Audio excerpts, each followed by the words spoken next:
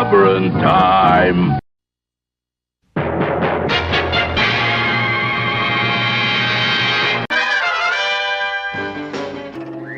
Atomic batteries to power. Turbines to speed. Roger. Ready to move out.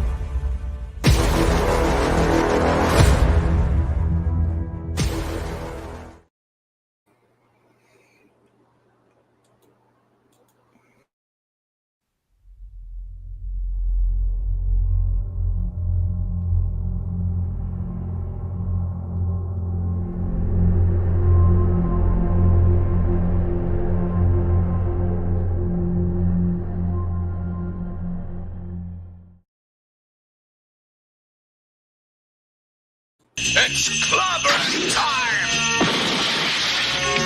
Clobberonimo!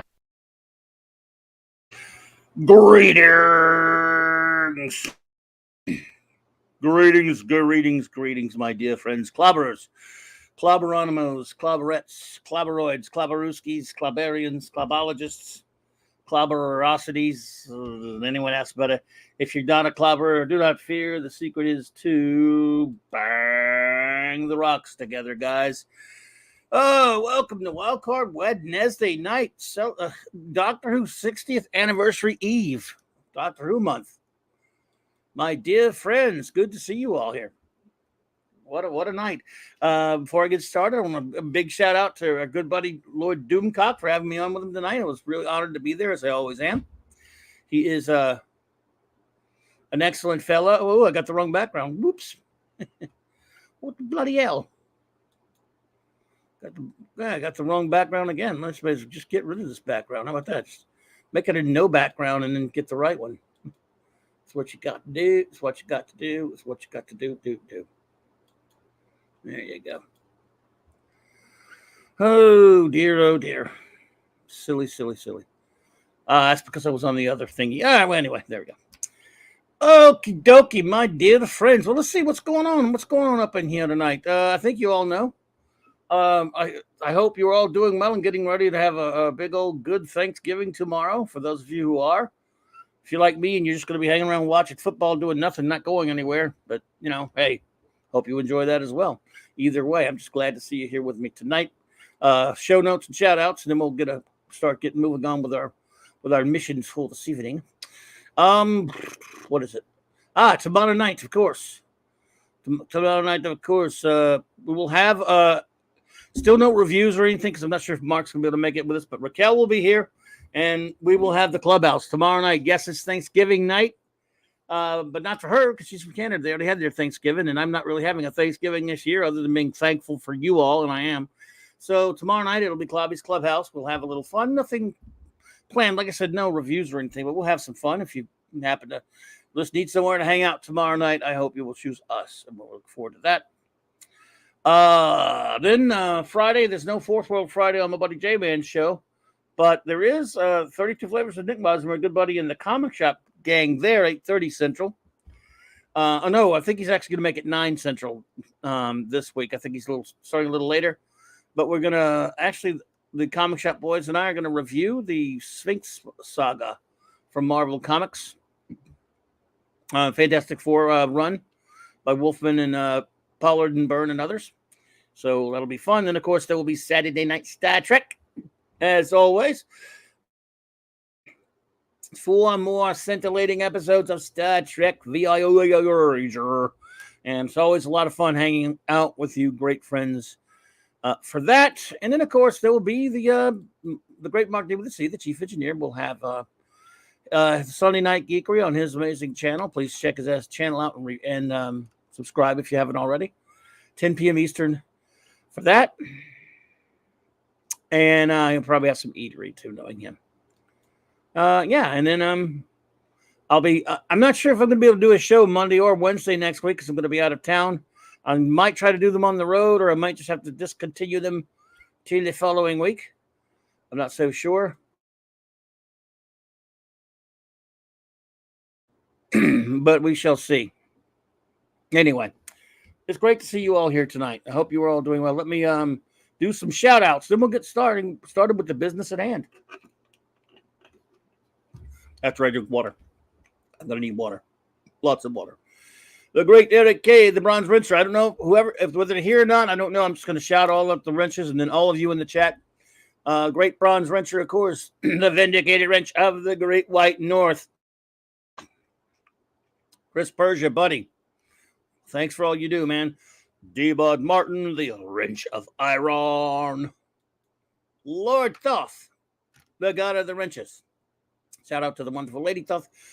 Avon lives, long live the Legion. My partner in crime on earth, and Legionnaire reviewer extraordinaire, the great Bridge Without Fear, J-Man, who is now, by the way, if you can please go to his channel and subscribe. He's finally been monetized, and he has a group and everything. Go join his channel. He's got a great channel. He's a great friend, and we appreciate J-Man and Sean over there. Maddie's Daddy, Wielder of Finchpionia, Thor in Vegas, Stephen Kal-El Super Wrench, the rascally one himself, Fanty Outsidey, Clobberin Time Zone, Music Meister, Maximum Redstone, and of course, Hungry Boy, Master of the Clobberin. Let's see who is here with me tonight. I'm so glad to see some friends popping in here. Let me run the chat back and shout you all out, or shout at you all, or however the case may be. First, of course, anyone who is lurking out there, I do appreciate you. We love the lurkers. And, of course, if you happen to be watching on a rerun or a re-download or whatever the hell they call that, thank you so much. You have my true appreciation and thanks. And I hope you will like and subscribe. But no pressure. That's up to you. Let's see here. FKHC 2005. Hike. Good to see you, Fairfax. Hope you're doing well, buddy. I understand if you're too tired, get some rest, man. But yeah. And yes, I do know I heard they found some more missing ones. Excellent. But the owners don't want to give them back. I've heard a little bit about that.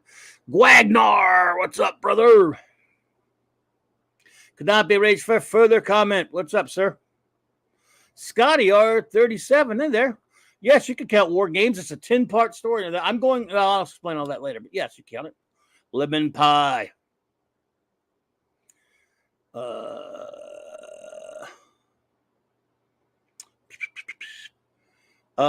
Let's see. Fanty. Gwag. Again, let's see. The Comic Relief Crusader. What's up, dude? Hey, Max. I'm glad you're here tonight, buddy. Penny. Hello there, Penny. Good to see you, my dear.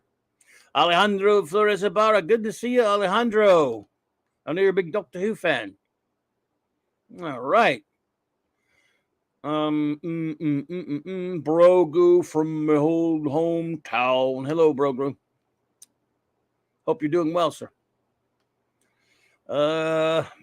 Adrian James. Hey. Good to see you. J-Man's in the chat. What's up, bro? Let's see. Oh, cool. I'm glad you're lurking, buddy. Let's see.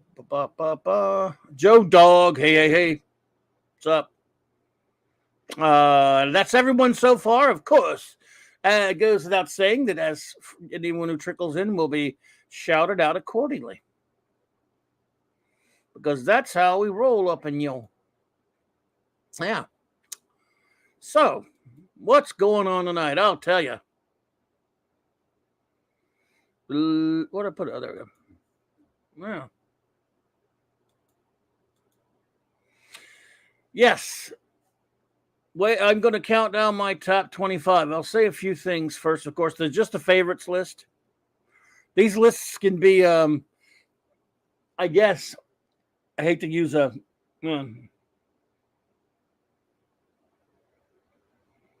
Clobby forgot to shout out the wrenching puppets. Great golden pupper. Oh, I'm sorry, the pupper. Shout out to Sir Lancelot and Kirby. Yep, of the North. Sorry about that. Sorry, it's usually you leave that to Raquel. Chris, thank you, buddy. Basically, the way it works with my lists anyway. I can't speak for anyone else. They're just personal favorites. So no one's saying anything's the best. I call it a favorites list. So you say all-time favorites, and that favorites are very personal. But the one thing I can tell you, because you may or may not know, if you're familiar with Doctor Who at all, you'll know that there's well over 200, maybe 200. And then when I say an episode, I don't care if they were chopped into parts like the original old show, at 4 parts, 2 parts, 6 parts, 10 parts. War Games is 10 parts, for example. Dalek Master Plan is 12 parts, although it's not complete anymore. The Invasion is 8 parts. So I count them as a story. So that's why I say episode. It could just easily say story or serial, as they like to say over there. But however you slice it.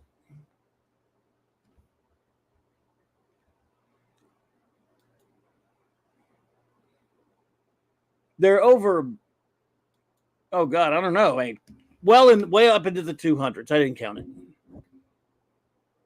We're next to the round table. We dance whenever we're able. We do routines, chorus scenes with footwork impeccable. Okay, I'm not going to try to sing that, but I'm glad you're putting the lyrics in there, Max. So, but one thing you got to understand, it's tough to rank them. It's just, do I love my number, for example, my number 14 on the list much more than my number 25? Not much more. And man, because it's such a big list, it killed me to leave some of these episodes off. So you're no doubt going to disagree with my order. You're going to think I've got things too high or too low and all that stuff. That's just the way it is, because it's a personal list. Nobody's list is right or wrong, in my opinion. Not even mine. I don't think it's right. It's just the way and it was tough. I switched things around. Alejandro, it will still be November, but I don't think I'm going to have. I might not be able to have a. In fact, I know I'm not going to be able to have a Wednesday show next week because I'll be in transit coming back home from a trip. So I'm just going to start, obviously, counting the 25 down, and obviously, when you get into that top 10, it's a rarefied air. But I'm going to tell you something. There are episodes that I love that I couldn't put on the list that didn't make the cut. They're going to be episodes you love that they're not going to be on there, or I'm going to have them too low for you. So I'm not going to apologize for it, but I'm just going to say that's just the way lists are, and I'm sure you're well of it. It's just one dope's opinion, a Doctor Who fan of 41 years. So let us begin. Where are we at? There we go. With our first, are we ready? Are you ready? Oh, you ready for number 25? Clobby's all-time top 25 Doctor Who episodes. Damn the torpedoes.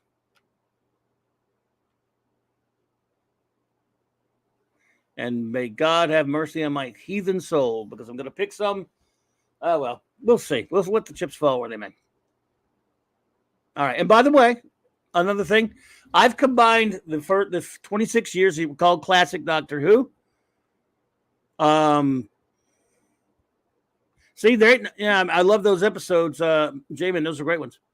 But I include the whole shebang, 50 years, of course. So I do include New Who, and I have a lot of problems with quote unquote New Who. JJ Kirk, what's up, buddy?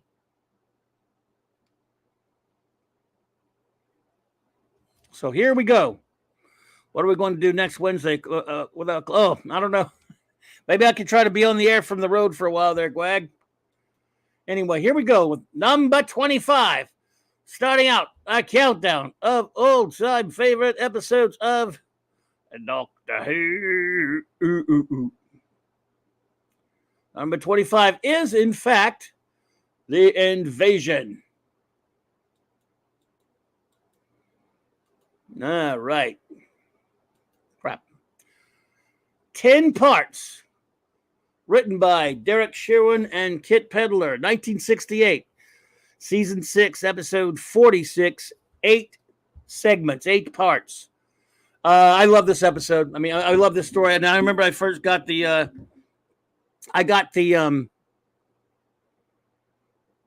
VHS of this back when they released a nice VHS set, except it wasn't animated. Part 1 and 4 were not animated, of course, as they are now. But the Nicholas Courtney did what they called linking. And, yeah, Kevin Stoney is brilliant. A great villain. Absolutely. I was going to mention him, but so Nicholas Courtney did a linking where he talked about what happened in episode 1 because they didn't have it, and then episode 4. But it didn't stop me from enjoying this episode back then, and I always have. Standouts, of course, is, you get the return of Nicholas Courtney after being in the Web of Fear. You've got John Levine in it. Nice guy, by the way. I met both of them. It's just Patrick Troughton with Jamie and Zoe are just absolutely terrific. And you'd think 8 parts has got to be dragged out, but it doesn't drag. And like D-Bud said, Stoney is brilliant in this episode. He's a great, great Doctor Who villain, is Tobias Vaughn. And this scene, the scene with one of the most classic scenes in all of Doctor Who history is when the Cybermen in that stark, scary black and white are walking through the streets of London. And I could only imagine what that was like as a kid being able to see that. I've been loving Doctor Who for 41 years, but I wasn't around to see that over there, of course. Dad Man, what's up, buddy? So it was just a brilliant episode. A lot of these longer stories, even really good ones, sometimes have padded. They pad for time to fill them up. This one never felt that way for me. I mean, it's 8 parts now. It's quite a commitment to sit and watch it. But it flows pretty well, I think. And again, Patrick Troughton is, as usual, his always brilliant self. So, yeah, I absolutely love this one. This is probably my favorite Cybermen story, really. And I love Cybermen. I mean, there's some other episodes that I love Cybermen, but I think this, I don't know, was this the only Cybermen story on my list? I don't know. But God, I love that design of Cybermen. Yeah. So, number 25. The Invasion, written by Derek Sherwin and Kit Pedler, 1968, season 6. One of the close to the end of Patrick Troughton's brilliant run on the character. Episode 46, all 8 parts of 46. Yeah, brilliant stuff. Love it. Who's ready for number 24? All right, number 24 is The Spearhead from Space. Not too many episodes after The Invasion. John Pertwee's premiere story, written by my favorite Doctor Who writer of them all, Robert Holmes, the great Robert Holmes. What an ingenious writer he was for the show. And introducing us, of course, to the great villains, the Autons, the Nestine consciousness, but certainly overshadowed by not only the return of Nicholas Courtney as the great brigadier now, but also Unit being established, and the lovely Carolyn Johns as Liz Shaw. I love Liz Shaw. Great. And again, how about those spooky villains, those spooky mannequins? Man, mannequins give you the creeps. Autons are scary. One of the scariest Doc villains ever, really. Just like, and it's even though it was the first episode, it was in color. I could only imagine now the kids back then and everyone like, wow. This new Doctor, wow, you always take getting used to. Then by the end of the episode, you can't wait to see more. And it had to be really scary seeing those freaking Autons, man, those mannequins coming to life in the stores. I mean, early Doctor Who at its finest, in my opinion. Let's see. Keely Chow, Roll Tide, my friend. The first classic Who story to be released on Blu-ray, unless the 96 film was released on Blue before Spearhead. I don't know which one was, but I love it. This is truly a classic. And, of course, John Pertwee was absolutely always terrific. And what a great debut for him. Roll the tide there, Keeley. All right, folks, number 23. Logopolis, the swan song of the great Doctor Who, my favorite Doctor. There are things that are kind of weird about this story, of course. But it's just filled with magnificent performances and lots of fun. Anthony Ainley, first outing as the Master after the previous episode, The Keeper of Traken, if you'll remember, where he used the power of the Keeper ship that he tried to steal the body of Nissa's father, Tremos. And the Doctor does some crazy stuff in this episode, some questionable stuff. Of course, there's a hideous scene where the Master kills Tegan's aunt, and then later, when Tegan, the Doctor sees that the Master's turned her into a little doll. He's shrunk her and killed her in some other cop. And then later, when she asks, "Did you see my aunt?" He goes, "Well, a little of her." Again, Tom Baker said it. Oh dear, hilarious stuff. And they also love the interesting subplot of trying to fix the chameleon circuit. But the Doctor went to Logopolis having to know that the Master was following him. So it's kind of weird that he dragged the Master to Logopolis. It didn't make a lot of sense, really. It was pretty screwed up on the Doctor's part. Nevertheless, a fun, if sad, farewell to the greatest of all the Doctors, in my opinion. Tom Baker, my favorite. I love them all the ones with, but Tom, again, man, he went out in style, but he went out in a terribly sad way as well. Yes, the shrinking TARDIS. Thank you, Adrian. When he says, the boss says, "At last, Doctor, at last I've cut you down to size." Yeah, Mainly is terrific. He's not Roger Delgado terrific, but he is terrific. All right, folks. Number 22. Battlefield. All right. You're going to find some episodes here on my list just because of pure nostalgia. But this is, again, a fun, fast-moving, just jazzy adventure.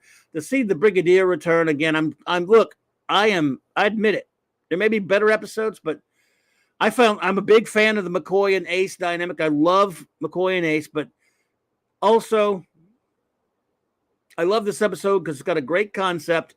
But more importantly, I'm very nostalgic about the Brigadier.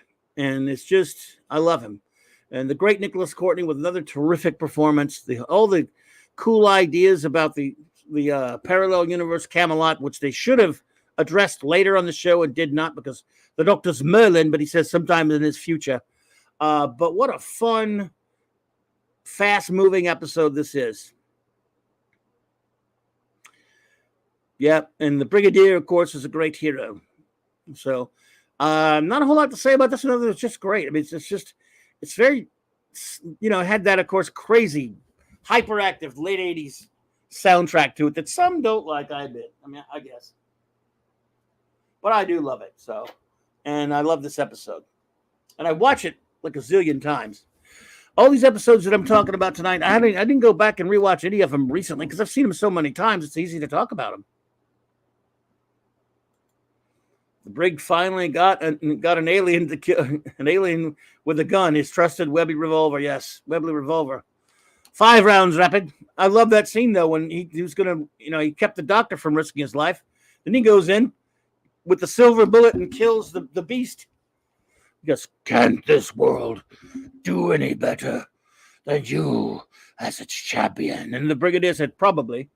I just do the best I can," and shoots him. Pop, pop, pop. With this extraordinarily powerful being that's going to consume worlds, but he's got that one weakness that the Doctor, of course, knew about. I love how the beast was afraid of the Doctor. I love how they all thought he was Merlin. All kind of great, because I love that thing running through the era of Sylvester McCoy where there was something more to the Doctor, that more to his history and more to his past. So I love it. Yes, Jean Marsh, John Pertwee's former wife, is excellent as Morgan Le Fay. So Battlefield is just a treat and a treasure. I love it. I've watched it so many times because, we missed the Brigadier. So, number 21, City of Death. When you boil down City of Death, it's a lot like Battlefield. The story's okay, it's cute, and it's fun. But this one's fun because it's just Tom Baker at his just electric best with his great characterization. The witty lines in this one, because it's written by, I forgot to, I messed up the Battlefield, written by Ben Aronovich, 1989, season 26, episode 152, 4 parts. That's what I was supposed to do. So, all right. City of Death, written by Douglas Adams, Graham Williams, and David Fisher. 1979, season 17, episode 105, 4 parts. I need to obey my own rules. But it's just Tom Baker on steroids. This one is a comedy episode in a lot of ways. The great Julian Glover as the villain, as Scarath, who is splintered all throughout time in his exploding ship from the Jaggeroth, which actually gave birth to the evolution of the people of Earth. Fun, loopy, crazy story. The guy that played Duggan, who was also on an episode of Blake 7, of course, as you know, Max. Only 21. I'm introducing you to Herman the Violent Butler. What a wonderful butler. He's so violent. Yeah, only 21. I love it, but there are a lot of... this was a story that was pretty... It was fun, but they also had a lot of episodes that were a lot of parts of the episode that was panned. They were able to go on a vacation and film this film it in Paris, and you could tell they were having a lot of fun. But there are a lot of scenes that go on a while where they're just the music and them riding, chasing all over Paris on bikes and stuff. And of course, you got one of the greatest cameo in Doctor Who history, John Cleese. Dave C., what's up? So, hey, believe me, there ain't no such thing as only 21, Max. Because if it's in my top 25, I love it. And they're 270-something episodes. All told, there's about 240 legitimate episodes.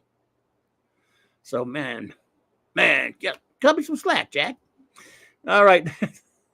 Number 20 is The Empty Child and the Doctor Dances, written by Stephen Moffat.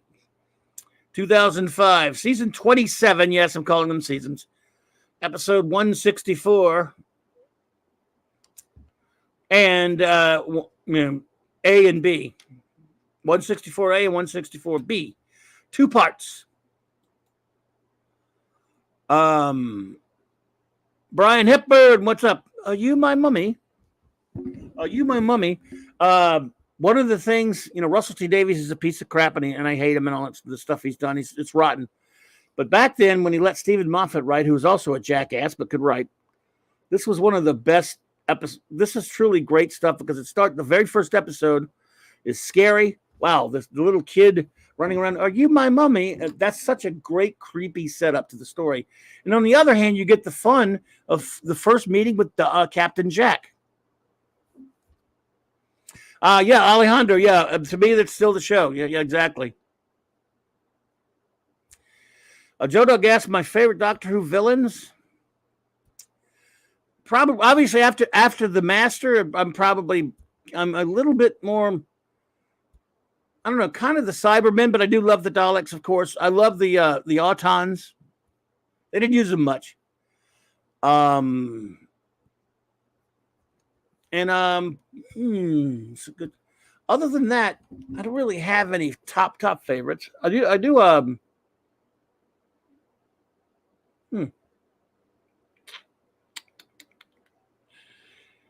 Oh, wow, it's tough. Probably just those main ones there, but there are a couple other ones. I didn't think about it. I'd have to think that about it a little bit.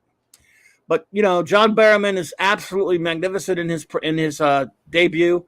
This episode has the one part where it's all scary, and then when you get to the second part, when they start, it mixes some great humor into it, of an extremely imaginative story, and that ending with Christopher Eccleston being able to celebrate not having just once. Everybody lives just this once. Yeah, Davros is not like my favorite anything, but I like him for sure. He's a top villain. I like him.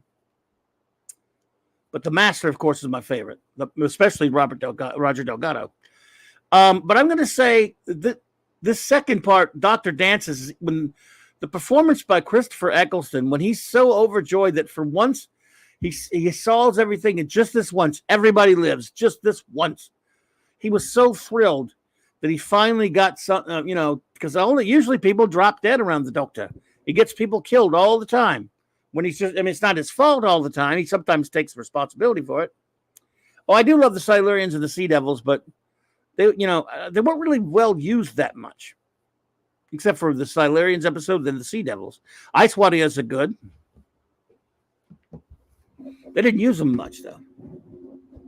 But we should all, love the Daleks because they're the ones that got us here. They saved Doctor Who when it was about to get canceled. Anyway, this is a thrilling, scary episode in one part, and then absolutely uplifting and fun and brilliant and just heartwarming in the second part. This one has it all. And this is just, a proof that New Who, for all of its faults and a lot of things that Davies did that I did not like, it had great stuff like this. The Great Intelligence is a pretty good villain, too. Again, they only used him in the old days till they brought him back in the Snowman, but still, I hear you. All right, who's ready for number 19? I'm going to get in trouble. I'm going to get in trouble for some of these, I guess. I don't know. I can't even see him from here. Number 19. Castrovalva. Written by Christopher H. Bidmead. 1982. Season 19. Episode 116. 4 parts. Peter Davison makes his thrilling debut, and except for kind of a not so great second part, which kind of has some slowness, this is a terrific episode. Especially early on in the TARDIS with Peter Davison channeling the other Doctors and getting used to it and finding his cricket outfit. But there's kind of a lagging bit in the middle with the girls, granted. But Davison is so terrific because I'm a big fan of Davison. He really carries this episode, and it's just pure joy to watch.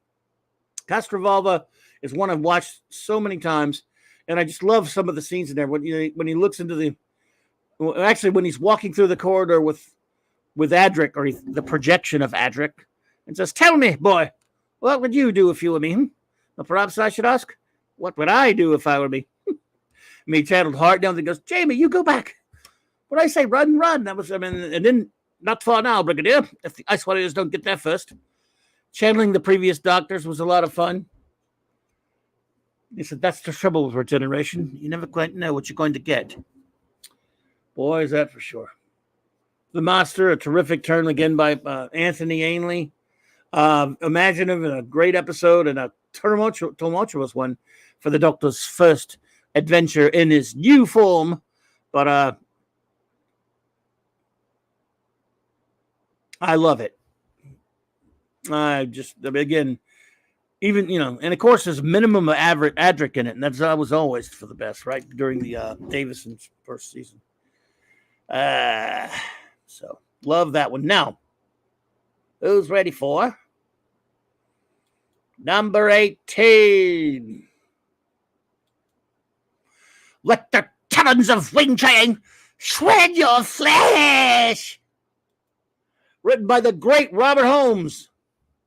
1977. Season 14, episode 91. 6 parts. 6 magnificent parts of the Doctor channeling Sherlock Holmes, the great villain of Magnus Greel and that little pig-headed homunculus. And Jago and Lightfoot. Leela Savage, in that savage land. What is not to love about this episode? It's just brilliant all the way through. Just so much fun, and even at 6 parts, it works. It works brilliantly. And we get references to the 50-something century or whatever that the Doctor has visited there. Chop Suey, the Galactic Emperor. That's, hey, Simply Steve, hey there. Chop Suey was, also mentioned in Brain of Mobius. Oh, Alejandro said the Yeti was supposed to be brought back during the Davison era. I wish they would have. You see, no wires, Mr. Sin. Yeah, I love this episode. I don't care what. Oh, by the way, it comes with a disclaimer on BritBox. I'm not going to go into why. You probably know why. which is idiotic.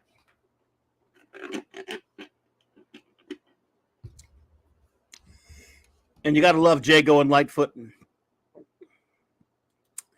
I did like Magnus Grill's mask has a Sith quality to it. Yes, could not be reached. Kronos Godwise, and hey there. And Kronos says, Talons is a contender for your number one favorite. I don't blame you. I mean, I do love it. Anything in my top 25 is contender. I mean, I love them all. It's ranks don't mean a whole lot. It's a great one. Disclaimer: this show is awesome. Exactly. That's what it said on the BritBox. So, Talons of Wing Chiang, brilliant episode, just so much fun. 6 parts, doesn't even feel like it. You even get the stupid giant rat, which we love. Yes, J.T. Kirk. Leela, yep. Leela is terrific in this episode, of course. It's just wasting your breath to say how great Tom Baker is because he's always brilliant. All right, number 17. Sticking with Tom Baker. Genesis of the Daleks, written by Terry Nation, 1975, season 12, episode 8, 6 parts. The first Doctor Who I ever saw. And a brilliant, probably near masterpiece. At 6 parts, there were like 2 parts that probably could have been trimmed a little bit, but that's my only criticism. It's mostly just sort of like if you think about the story, the Doctor, and I don't know, I still will never figure out. By the way, this episode really doesn't even you don't even see the TARDIS in any of the episodes, but I put it on there anyway. It's tough to figure out why the Time Lords even sent the Doctor back. That's true, D-Bud. And it's the only, exactly, comically considered, the only canon origin of Davros is right here. Alejandro, well, that's why I don't have it higher. I do love it, but I think there are a lot of better episodes, but I still love this one because it's my first. I'm sentimental, but the thing is, I don't disagree with you a lot. But it's loved so much because it's such a first. But the thing is, it's got a couple of great scenes. Davros, the Doctor confronting Davros in the scene where he's debating with himself, mainly with Harry and Sarah there, saying, "Do I have the right? But to destroy the Daleks, you can't doubt it. But I do. Some things could be better with the Daleks. Thousands of worlds will become friends simply because of the fear of the Daleks." But it's still a good story, but I don't understand why the Time Lord sent him back. He didn't really do anything. It all happened normally. When by the end of the episode, the Doctor, he got a look at how it all got started, but that's all. You will tell me. You will tell me. You will tell me. I am Davros. He will not change me. RTD is an idiot. Exterminate them. You will not do it. But it's still a great episode. Michael Wisher is the only Davros. There you go. Yes, sir.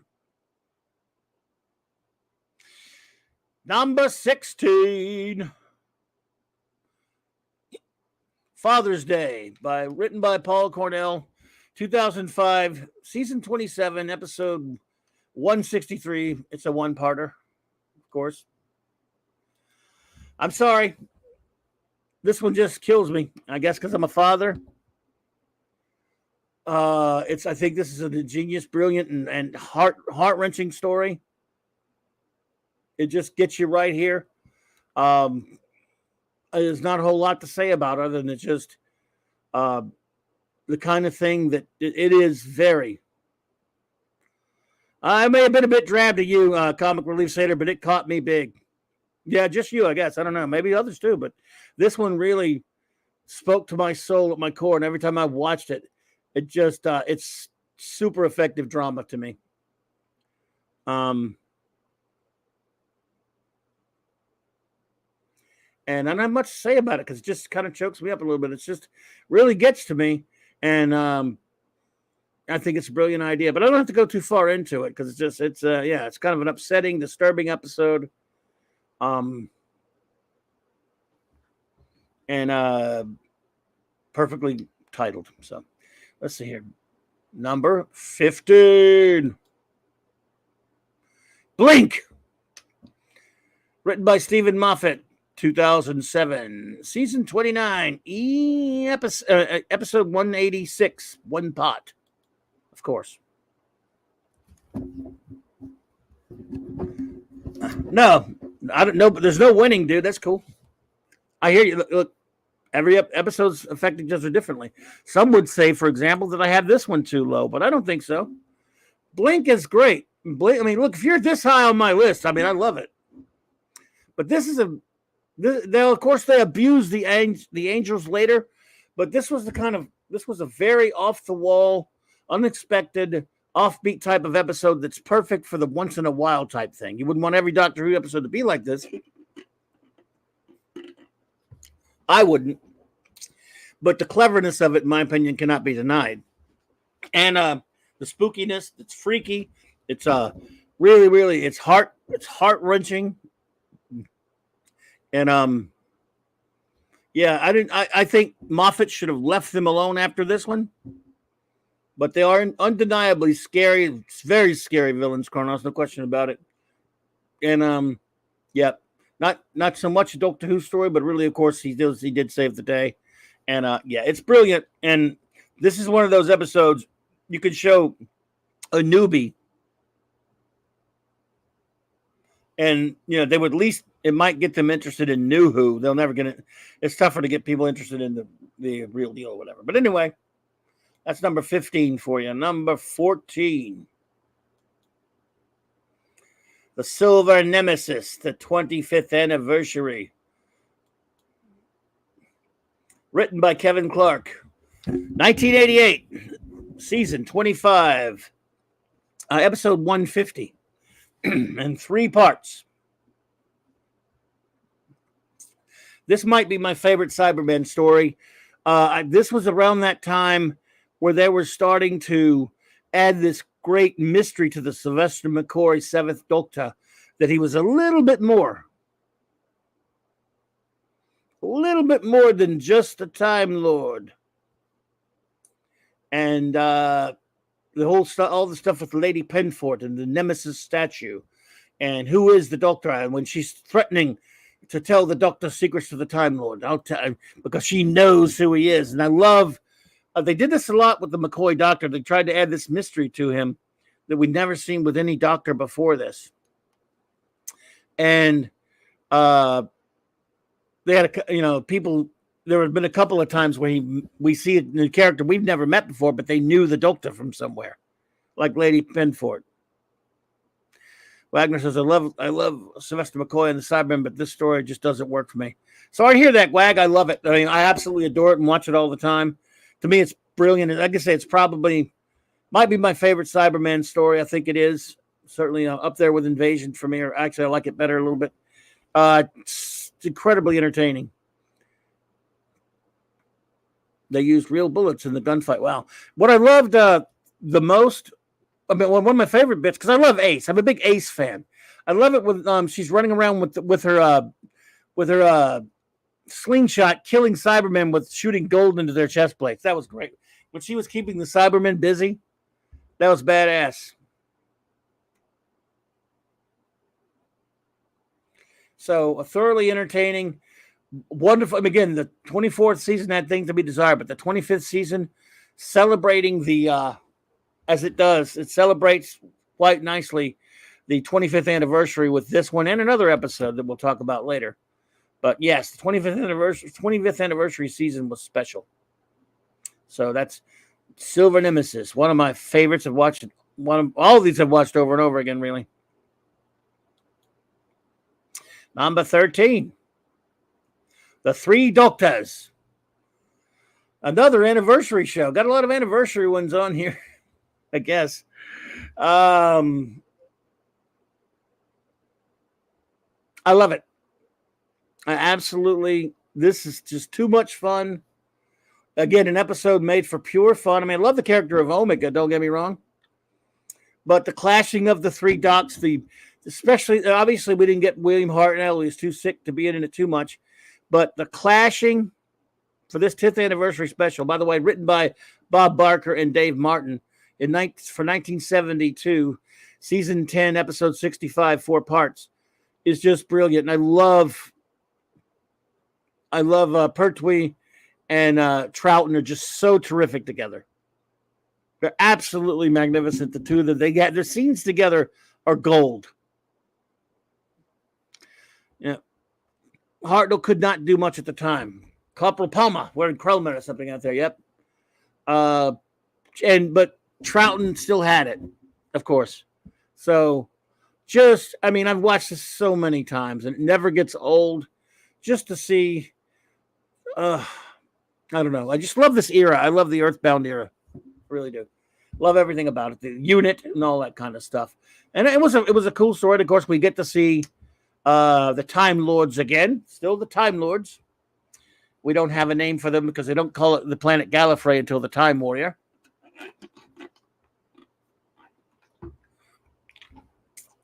But to find out about the story of Omega, the stellar engineer that gave them time travel, brilliant. Alrighty then. Number 12. The Curse of Fenric. Written by Ian Briggs, 1989, season 26, episode 154, 4 parts. Again, I've talked about this before. I love Ace. I love the McCoy era, especially when Ace got there. This could have arguably been higher. Some amazing, once again, the Doctor is so much more. Oh, yes, Wagner. That's good. That's a good quote from Three Doctors. Oh, so you're my replacements, a dandy and a clown. Yeah. Man, this episode, it's just so much to it. The Doctor imprisoned evil, the quintessence of evil itself. Challenged it to the game of chess. The Humivores, the Destructor. There was some message stuff in there. But for the most part, just brilliant. One of my favorites that I've watched over and over again, of course. Well, all these on my list are that way, really, though. So, yes. All right. And here's ready for number 11. Number 11, another anniversary show, The Five Doctors. Written by Terrence Dix. 1983, season 20, episode 129. It was a special. I mean, they chopped it into 4 parts later, but it's a special. All right. Let's see. Is this your story? Is your Who story set during World War II? Curse of Fenric is set during World War II, yes. All right. I'm going to say something weird about this episode, the Five Doctors. When I first recorded it, when they first aired it back in 1983, it was the 20th anniversary, of course. And we got it, I don't know how many months we got it, or when we got it aired here in the States, but whenever it was, I recorded it, of course. Watched it over again the next night. It doesn't matter. The special edition only has a few added, played with special effects, though. So whichever edition, they did score around with some of the stuff. And Barusa turning bad, I didn't like. This episode is filled with so many ridiculous things. None of it makes any sense. But it's so much fun as a celebration of the show. I don't even care. I don't even care that it plays fast and loose with logic, because, if you think about it too much, you just can't enjoy it. And I don't let that happen to me. I don't like what they did to Barusa. It's sad that Tom Baker wouldn't do it. Who knows what would happen if Tom would have done it. Oh, is it my favorite Who story set during World War II? Hey, Shooter, what's up? I don't know. I guess I would have to say probably so. Yes, Alejandro, now that you mention it. Yes. But also, remember when Barusa and the High Council offer the Master a completely new regeneration cycle? if he helps the Doctor. Well, if they can do that, why does Barusa need to steal the Rassilon's immortality? I don't know. Anyway, I don't want. Don't try to explain it. You can, but I'm sure you can come up with something. But I'm not really interested in that. It's just I don't care. I love the episode so much. It's thoroughly entertaining all the way through. If you're a Doctor Who fan, you get to see so much. Richard Harndle is okay as the first Doctor. You know, it's you can't really get much more than that. And there was you had to use that. So I was fine with his recasting as the first Doctor. But a thoroughly entertaining episode. Just I mean, I watch it all the time. Yeah, and they used footage from Shada to show Tom Baker, and it was weird, but hey, shite happens, right? Okay, who's ready for the top 10? Bum, bum, bum, boom, boom, boom, boom, boom, boom, boom, boom, Doctor Who. Hey, Doctor Who, Doctor Who, Doctor Who, Doctor. Rassilon, the song the Doctor sings to himself, Rassilon's Tower. It had some good lines in it, like, Brigadier, I think our pulse is catching up with us. Come on, run, Joe Dog. Yes. Oh, yeah. Let's see. Now, again, the Troughton Doctor, and they had to explain this later in other stories. Well, they didn't, but they didn't. He was alone when he goes to see the Brigadier. And then later when they see Jamie and Zoe, the ghosts of them, of course, in Rassilon's tower, he goes, wait a minute. The Time Lords erased Joe's memories of the time with me, so how do you remember who we are? And they, yeah, but they all immediately after that they regenerated you. So how were you there? But I guess he's the same one that got popped out of his time stream for the 3 Doctors to go help him. Doesn't explain why in the 2 Doctors he and Jamie, older Jamie, have an adventure, but hey, it was close enough. And they did mention that one. They did mention Victoria. Age hasn't mellowed you, has it, Brigadier? Yep, a Doctor in the TARDIS. All right, who's ready for top 10? Bah, bah, bah. What will make it into the top 10? Can you any guess what the top 10's going to be? Is it going to get me in trouble? Well, I don't care. There you go. Not allowed me. I'm allowed everywhere. Colonel Crichton. He's my replacement. Yes, mine was pretty unpromising too. So many great lines in the 5 Doctors. All right, number 10. Drum roll. Where are you, number 10? All right, number 10 is The Day of the Doctor. The 50th anniversary. Another anniversary story. I know. And look, I hate the Time War. I hate David's stupid Time War. But I was stuck with it. I hate a lot of things he did. But of course, this is Moffat. I'm sure Davies helped him with this. But this, I just don't care. That was a special day for me with that 50th anniversary. And there was so much fun stuff in it. It's pure fun. I don't care about booze, Simply Steve. Keep your booze. I love it. I love the episode. I wish there was, John Hurt is terrific as the War Doctor, but it should have been, it should have just been Paul McGann. I agree. But it's just thoroughly entertaining. David Tennant and Matt Smith are terrific together. They're not quite as good as Patrick Troughton and John Pertwee together, but they're close. And it turns 10 tomorrow, Max. 10 years. And that day when they ran this live all over the world at the same time, simulcast, was so amazing. It was 2:00 in the afternoon where I am. And it was just beautiful. And I didn't put a picture up there, but the picture of Tom, when Tom Baker shows up at the end, all of it just super entertaining, very touching, heart-wrenching.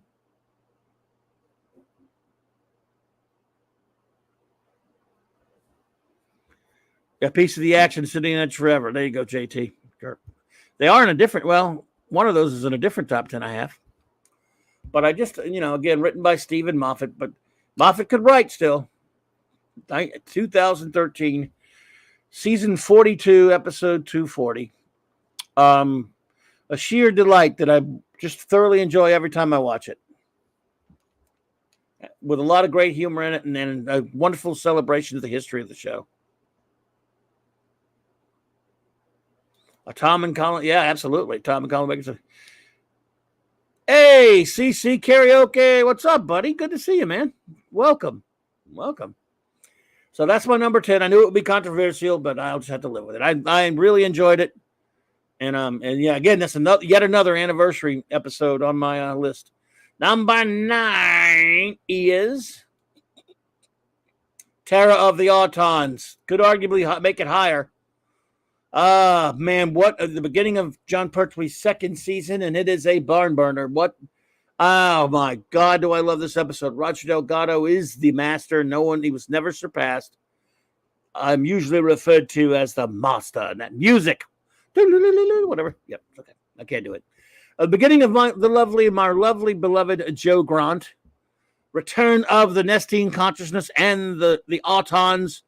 Oh my goodness, it's got it all for that era. Oh my goodness, I just love it.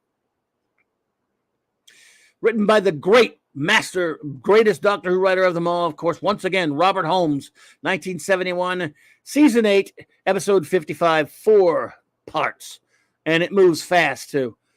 Spooky, man, these Autons are spooky, but even spookier was that little doll that little plastic doll the master used to kill that old man. I remember seeing an interview with Barry Letts, the producer of the show, saying that, please don't show, they showed the cops, they had Autons as cops.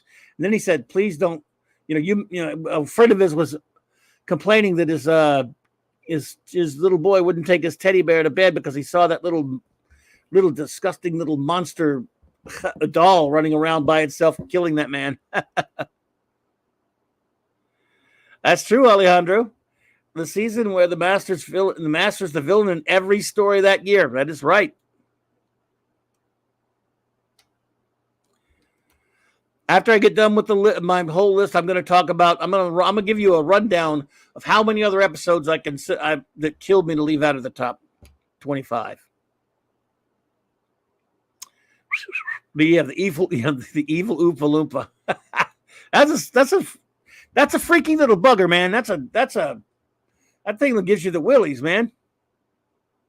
Scary, but a great episode, and I love Joe Grant. I missed Liz, but Joe Grant. All right. Where are we? Okay, number 8.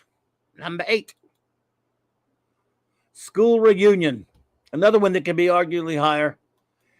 One of the most beautiful episodes ever done on any Doctor Who ever. The reunion with Sarah Jane Smith. This one's got it all. Almost a masterpiece, really. Written by Toby Whitehouse from 2006. Season 28, episode 170. The scene, especially the scene where when he I love the scene when he introduces himself as John Smith, and when he first sees Sarah and starts smiling, and oh my God, it's such a wonderful scene. This one gets me every time. I've watched it so much. It's got everything. It's even got Anthony Stewart Head as the bad guy, the leader of the Krillitanes. It's got crazy bat people, scary, freaky stuff. We get K9 back. Oh, this is a masterpiece, and this one just grabs your heart and doesn't let go. I adore it. When first time I saw it, I couldn't believe it.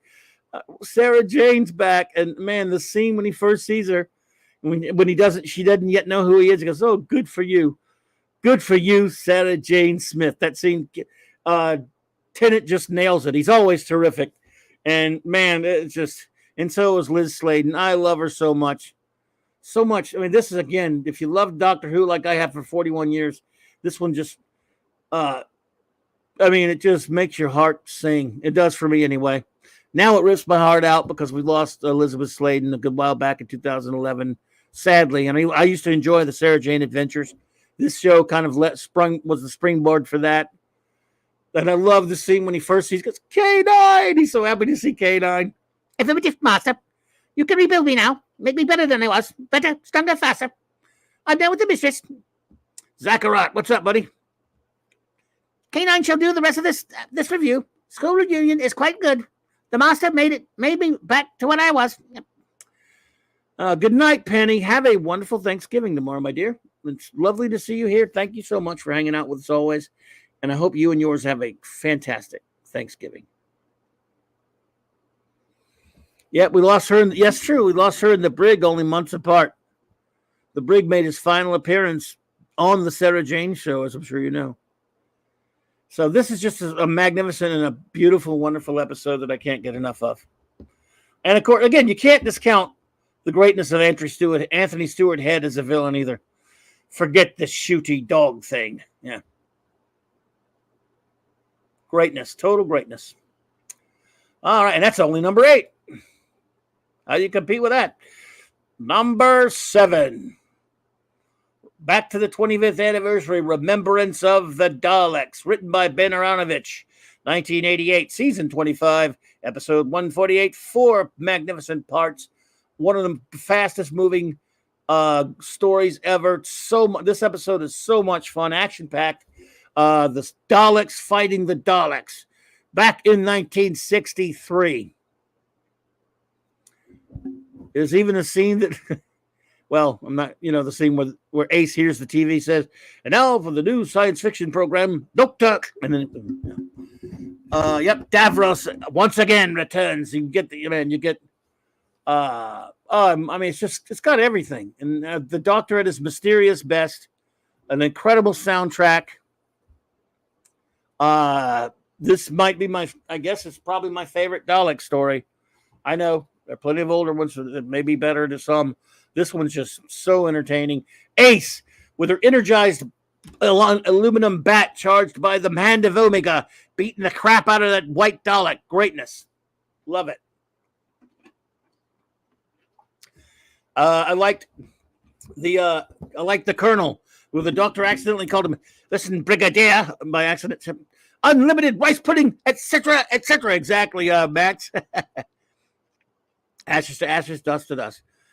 Blows Dalek ashes off the question mark umbrella. Yep, just a beautiful, great episode. Yep, who are you calling small? And if you notice, that was in the Coal Hill School. That was in the school where we first meet Susan, in that classroom where Ace leaves her boombox.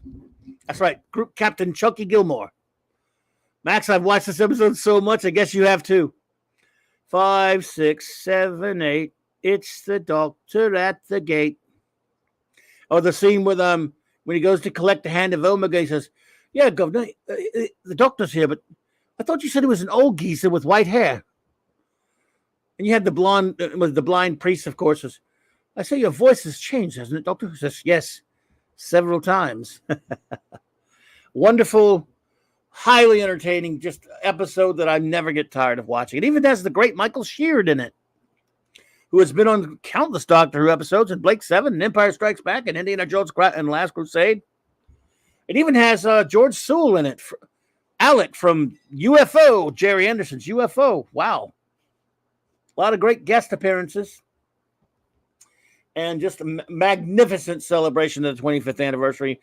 A great companion piece to the Silver Nemesis, in my opinion. You get Daleks one week, the next week you get the Cybermen. Well, that was a nice celebration. And Ace, is always terrific in the episode. All right, number 6, the Deadly Assassin, as opposed to the not-so-deadly Failure Assassin. Like mostly harmless assassin. Kronos. Wait, did she ever return that book of the French Revolution, or did she finish it before she left? Probably finished it before she left. All right, Dad, man, be good, buddy. Take it easy, man.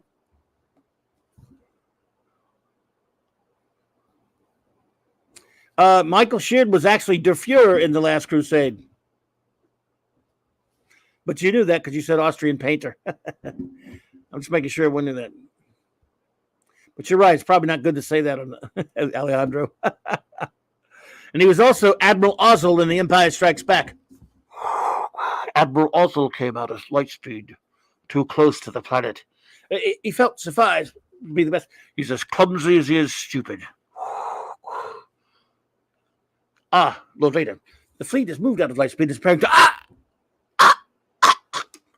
You have failed me for the last time, Admiral. You are in command now, Admiral Viet. And he's section leader Clegg, right? And he was in another episode of Doctor Who. We're gonna say he's in 2 of my top 10 episodes. Oops, spoiler alert. So who's ready for the top 5E? That top 5. Speaking of that, he was in my 6th. Michael Sheard is in this episode. He's not a deadly assassin, but he's in another one. Anyway, that's right. Michael Sheard is in my number 7, and he's in another one later. Anyway. Deadly Assassin, written by the great Robert Holmes. 1976. Season 14, episode 88, 4 parts. In spite of the silly title of the Doctor's first solo adventure on Gallifrey. Is an absolute masterpiece, and not just saying that because of the monsters in it. Skillfully played by Peter Pratt in the skull outfit. You got Lord Barusa in it for first meeting of Barusa, the Doctor, Ankin, and counselor, the counselor, and Ezra Goldstein. Shalom. We're at number 5 now. Ezra, counting down. I'll recap them all, though. Don't worry. This is just absolutely magnificent episode all the way through. It's even the scenes in the Matrix, which seem to go on a little bit, just terrific, and an amazing conceptual science fiction idea about the Eye of Harmony and the Sash of Rassilon and all that kind of stuff. Just the return of the Master. It's a shame, of course, what happened to Anthony Ainley, but way it goes, unfortunately. But the Skeletor Master was great. I just love it. Tom Baker at his most magnificent in this episode. Just thoroughly terrific. And it was fun to see him. I mean, we almost never got to see doctors have singular episodes where they weren't. They had friends in the episode, but no companions with him. Because in the previous episode, Hand of Fear, he had just dropped off Sarah Jane in the wrong place. Anyway, so I love the Deadly Assassin. First appearance of also the Matrix. First appearance in that. So, and of course, we've got the mahogany TARDIS room. Who doesn't love that? One of my favorite episodes of Ptolemy's Minion. Hello there. I hope you and the pupper are doing well, my dear. And so that's number 6. Now it's time for number 5. Sorry. Number 5. The Pyramids of Mars. I forgot to write the title on it, folks. Forgive me. I know I forgot something. That's all right. You know the episode. Michael Sheard again. I sure did forget to write the damn title on that one. What the crap? Oh, well. I knew something was missing. Well, that's okay. It'll just have to be that way. Written by Stephen Harris, Louis Greifer, and the great Robert Holmes. 1977. Season 13, episode 82, 4 magnificent parts. Mummies, mummies, mummies, mummies, mummies, mummies, mummies, mummies, mummies, mummies, mummies, mummies, and Sutek, playing on Sutek, and Michael Sheard. I'm a Time Lord. I walk in eternity, says the Doctor in this episode. What do I say? What can you say about this episode? Just love to watch it. It is top 5 material. A brilliant story, a great villain, a seemingly unbeatable villain. And I'm mad at myself for not putting the damn title on there. Shit. Anyway. What can you do? Oh, yeah. What? Kronos? Oh, really? Yeah, great, man. I tell you, I love it. Wow. Why did I leave the title off? I'm mad. I'm pissed at myself for that. I was in a hurry today, folks. Hope I didn't leave the title off any other ones.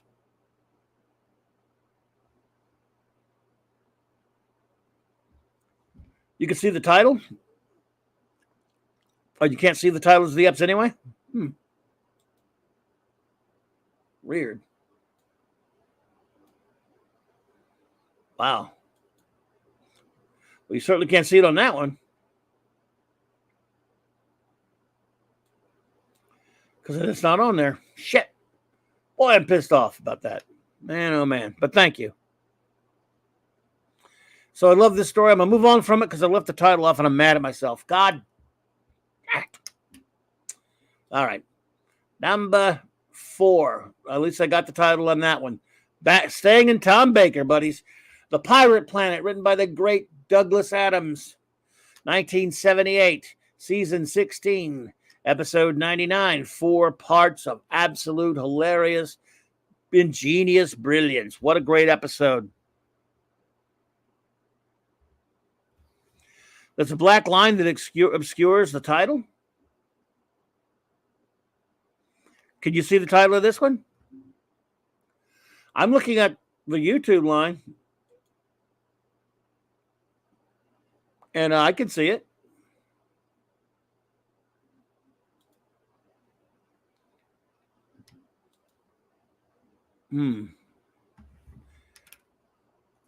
Mr. Fibley. Yeah, I just left the title off that one because I was going so fast today. I just screwed up. Got so many things to do, and then I went on Doomcock's show, and I guess I got distracted from that. My phone. Oh well.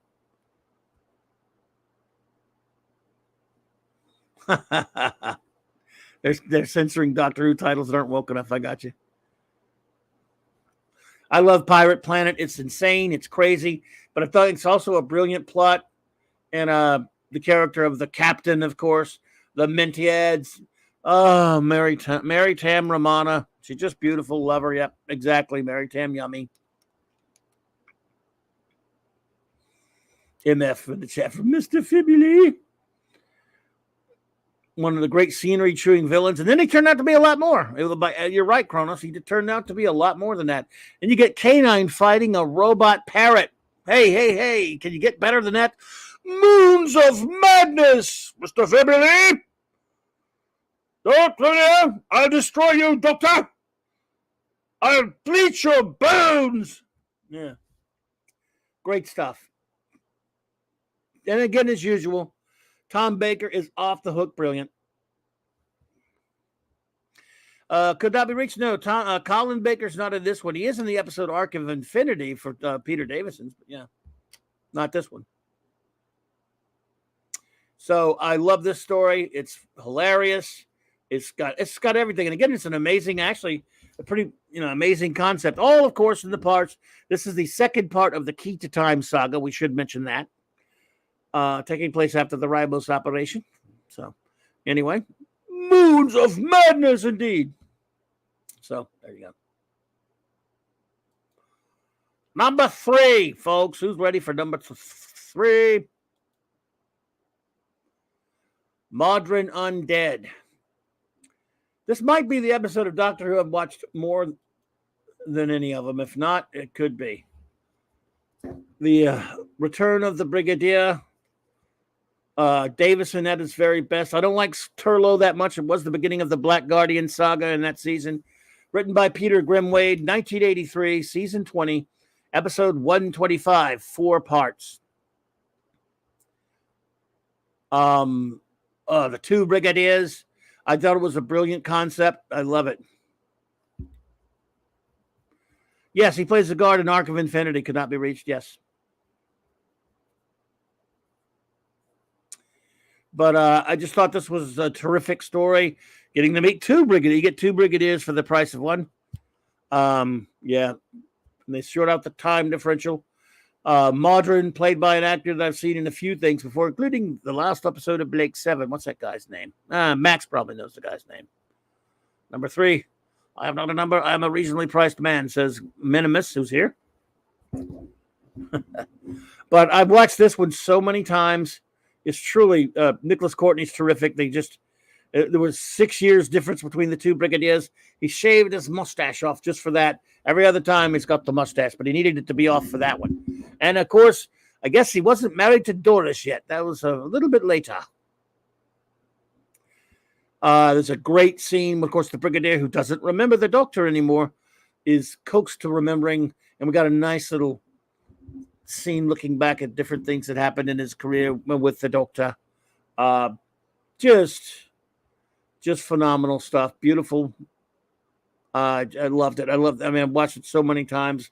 Yes, I don't like Turlough either. But in this one, I could put up with him.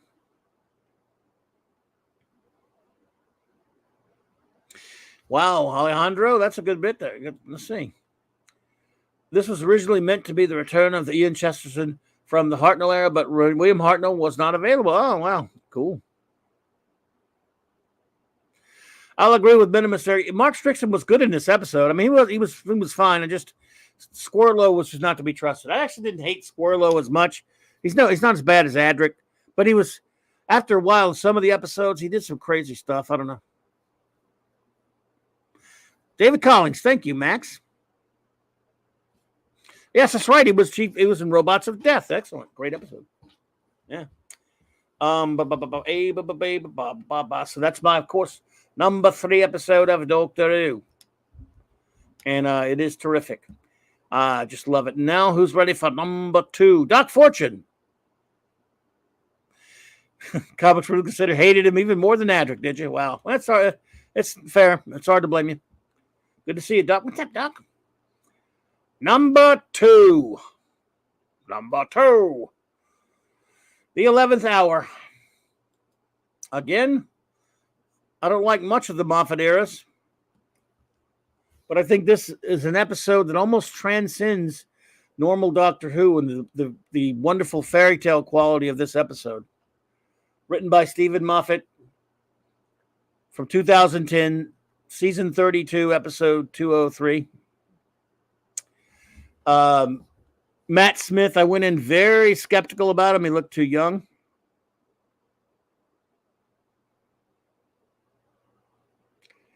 And he sold me almost immediately that I'm going, that's a 1,000-plus-year-old Time Lord inside that body. His relationship meeting, it was unlike any other meeting with any other companion. The fact that he met her as a little girl, and then a few minutes later for him, 12 years later for her, all that stuff with Amy, all that stuff with the story. Again, the storybook quality of the story is just, I've watched this episode so many times, and I didn't think I was even going to like him. And of course, again, I don't think he had very many stories that hold up to any of the other ones on this list, so they're not on there. I mean, this is it. This one transcends it all. He never did a better one than this one, meaning Matt Smith. But he was always great. Even in crappy episodes, he was great. He made the show worth watching when it wasn't much to watch, at least in my opinion. Yes, chicken fingers and custard. So, yeah, brilliant soundtrack by Murray Gold. Of course, it's really, he outdid himself in this one. And that scene at the end with the Atraxi. when he basically tells him, so you have to ask yourself one question: has this planet been visited before? And then and then he said, ask yourself this one more question. Ask yourself this: what happened to them? And then they start running the records and they're seeing all the doctors. And then he walks through that thing and goes, hello, I'm the Doctor. Basically, run. Oh, God. It's just everything. It's manipulative beyond belief in the best of ways. Agreed, Gwagnar. The original publicity photos from Matt Smith. Well, he was 26 years old in a lot of those pictures. But he turned out to be an amazing Doctor. He did indeed. It is defended. That's a tenet line. That's exactly right, Ezra. David Collins was. Yep. This is just a beautiful, wonderful, just magnificent episode that I could never get enough of. It's just amazing. So who is ready for number 1? I wish I don't know. Remember Dr. Demento? When he would play, get to the number 1 of his list every week, if you're that old, remember? I don't have the jingle, so I just have to sing it. It's time for number one. This is it. We are number one. The Wonder One. My number one all-time favorite Doctor Who episode is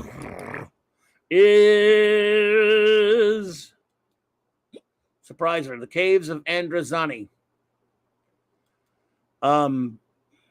Do I love it that much more than the other ones? No, I love them all. It's right up there. I mean, I could have made a case for 11th Hour and a couple other ones to be at number one, but this is the most unlike Doctor Who episode there is.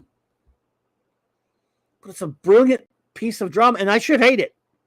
As a Doctor Who fanatic, I should hate this episode because the Doctor screws up big time. It's got I know it's the Phantom of the Opera too, but Cyrus Jack is a great villain. Not even that much of a villain, just a great, antagonist. So is what's his face? Tra Morgus. It's incredibly dense drama. It's just so atmospheric and stuff, and it has one of the greatest regeneration scenes of all, written by the greatest Doctor Who writer of them all, Robert Holmes, from 1984. Season 21, episode 135, 4 parts. We say goodbye to Peter Davison, who to me was a terrific Doctor. I love him. What brings this one down for me, says Chrono, says, what brings us down is everyone in the Androzani system is a jerk. That's true. Alejandro's, you've not seen it, eh? Well. I love it. I mean, again, I might be hyping it up too much for you, but if you ever get a chance to see it, Cyrus Drek is absolutely brilliant. Again, this is probably my favorite regeneration scene too, because you mustn't die. Men and the enemies will delight in your death. You're needed. You mustn't die. No, my dear Doctor, you must die. Die, Doctor. Die, Doctor. Die, Doctor. I mean, Anthony Ainley comes back for oh shit. Perfect. Davison's brilliant. And even has a great scene for Colin Baker. I mean, that's 3 eyes and one breath. Makes you sound rather egotistical, young lady. Sit, Doctor. What's happened? Change, my dear. And it seems on a moment too soon. Boom. And it's always been right there at the top for me. Oh, I understand, Guagnor. Nobody's top 10 is the same. I wouldn't think. But I love it. And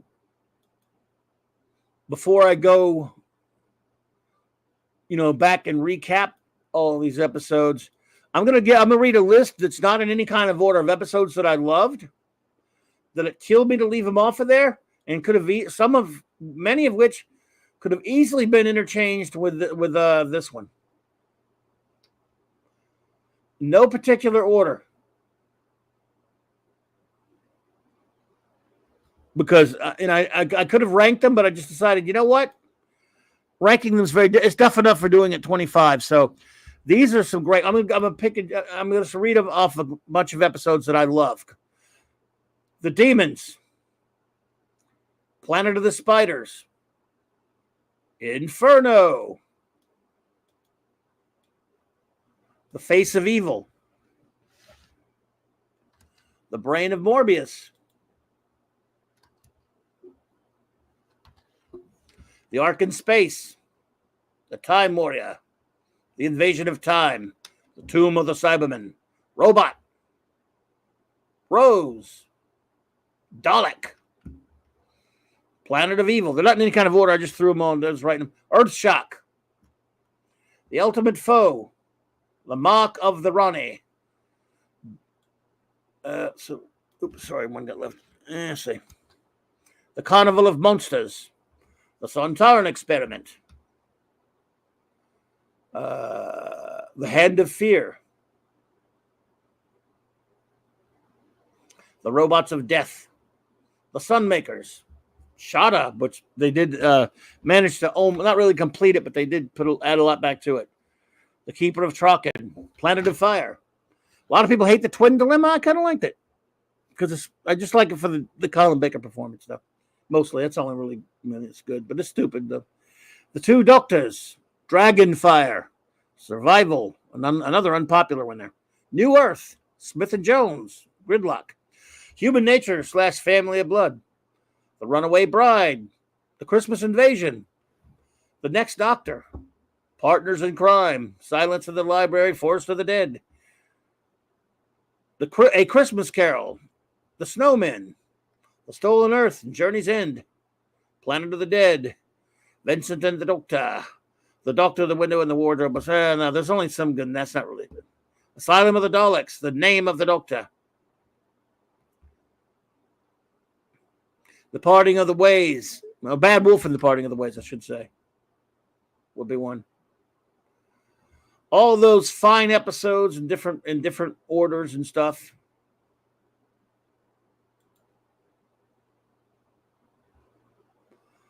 I had some Tennant in there.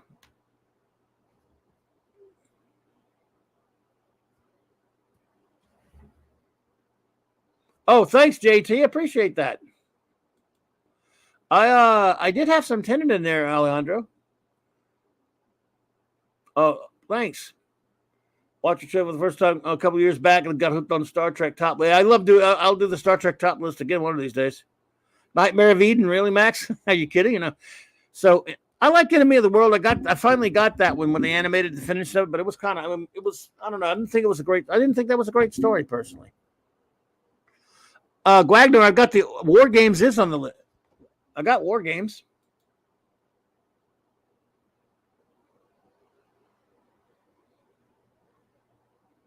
Oh no, War Games barely got bounced. That's right. It was on the list for a while, then I had to leave it off. War Games is 10 parts. I love it. So now, anyone who wants to give me, it would take forever. I don't know if anybody wants to give me their top fives. I'll give the word now if you'd like. Time flight. Yeah, I hear you. I hear you on that one.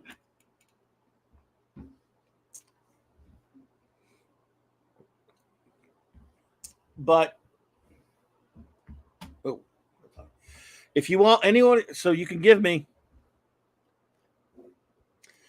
Yes, CC, I love Patrick Troughton also. You can do your top five if you want, or you can just give me your number one episode, or list some you like. And once I get a bunch of those collected up, start up.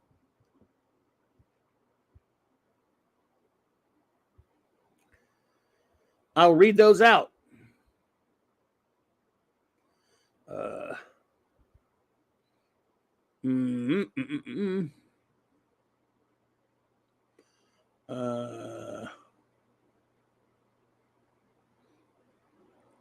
Wow. Me.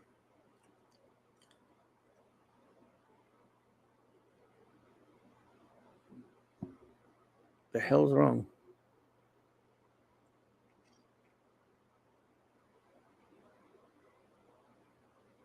Go backwards. Number 9, huh? Let's see. Let me check something here. What did I have? Pyramids was number 4. I'm looking at something here. That's it. Number 5. I was just checking something there. Okay. So I'm gonna watch the chat.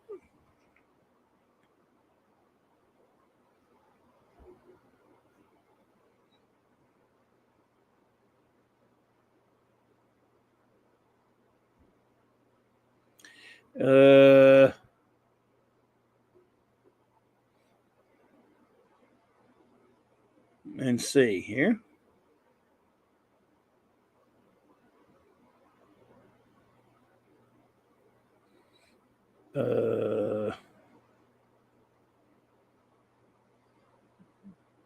There we go. All right.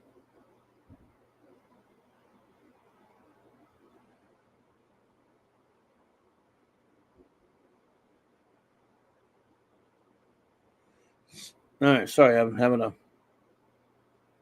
issue here. Everybody take. Okay. So get yours on there if you would.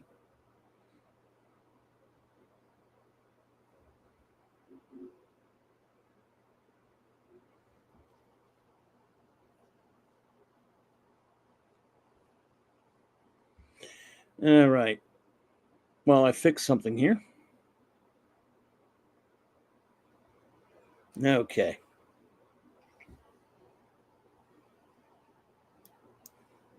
While y'all are doing that, sorry about him handling something and having a bit of a technical annoyance here.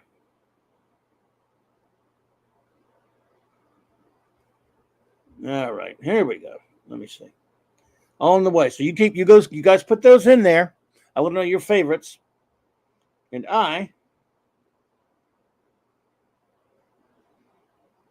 because I'm OCD like that. Have to fix one thing that I had a problem with.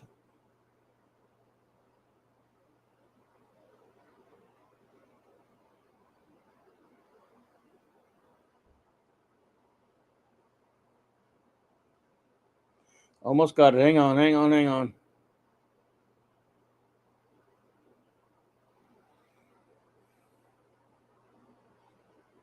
Almost got it.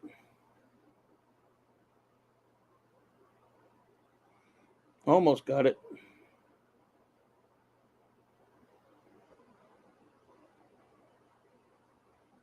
Yes. Now I got it.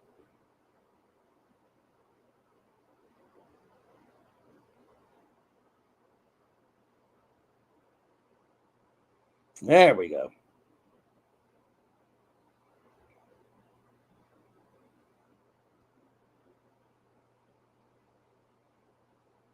Let's see. All right.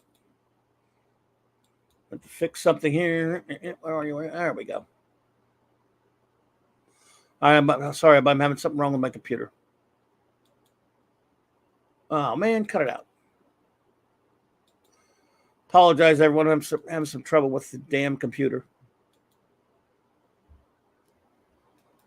All right, there we go.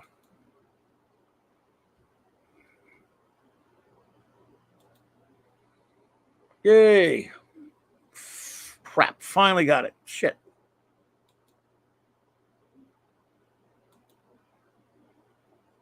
Open up, dude. Oh, there we go. Okay, don't worry, I'm getting it fixed. I'm having some stupid thing I was doing. All right. I cannot live with it that way. 1, 2, 3, 4, 5. There we go. I had to fix that one. Oop, wrong one. Pyramids of Mars. Now it has a title. It's messed up. It wasn't perfect, but now it has a freaking title. Okay. Hey, Empress. Hello there. Hello there. All right, let's see what we have, folks. Sorry about that, but it aggravates the crap out of me that I messed that one up. I want all of them to have a damn title on it, so got that straight in there. All right. Now, let me look and see what we got up in here. I'm going to star these.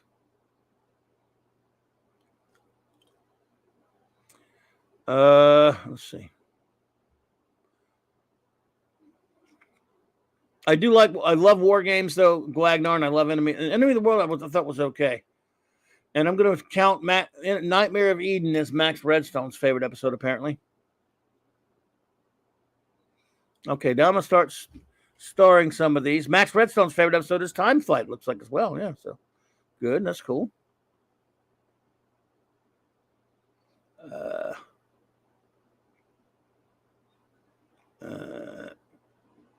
Enemy of the World was found complete and not animated. No, Enemy of the World was complete. Yeah, I think I bought that one. So they didn't animate any part of that one? Okay, cool.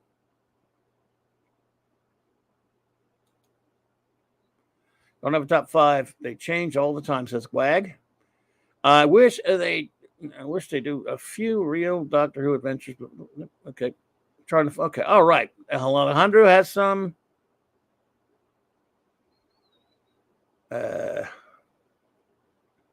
Carlos is bad at making lists. I understand. Lists are evil. Got one from CC Karaoke there. An episode he likes. Don Ranger Power. Hey there. Happy Thanksgiving to you, buddy. Power of the Daleks. Evil of the. Okay. Wow, you got a bunch of them. Yeah, you could just mention episodes you love. Eric K, what's up, brother? Indeed. Very true, Shooter. I do judge my stupid self a lot. All right.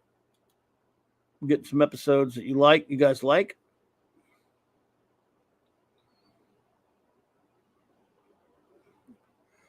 Joe Dog's asking, are you excited for Dune Part 2? If you're asking me, I never watched the first part. I saw the old David Lynch movie at the theater. That's about it, but I've never seen the new one.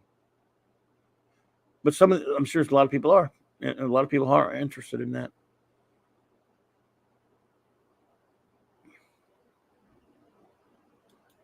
All right, let's see. Okay, I'm going to start addressing the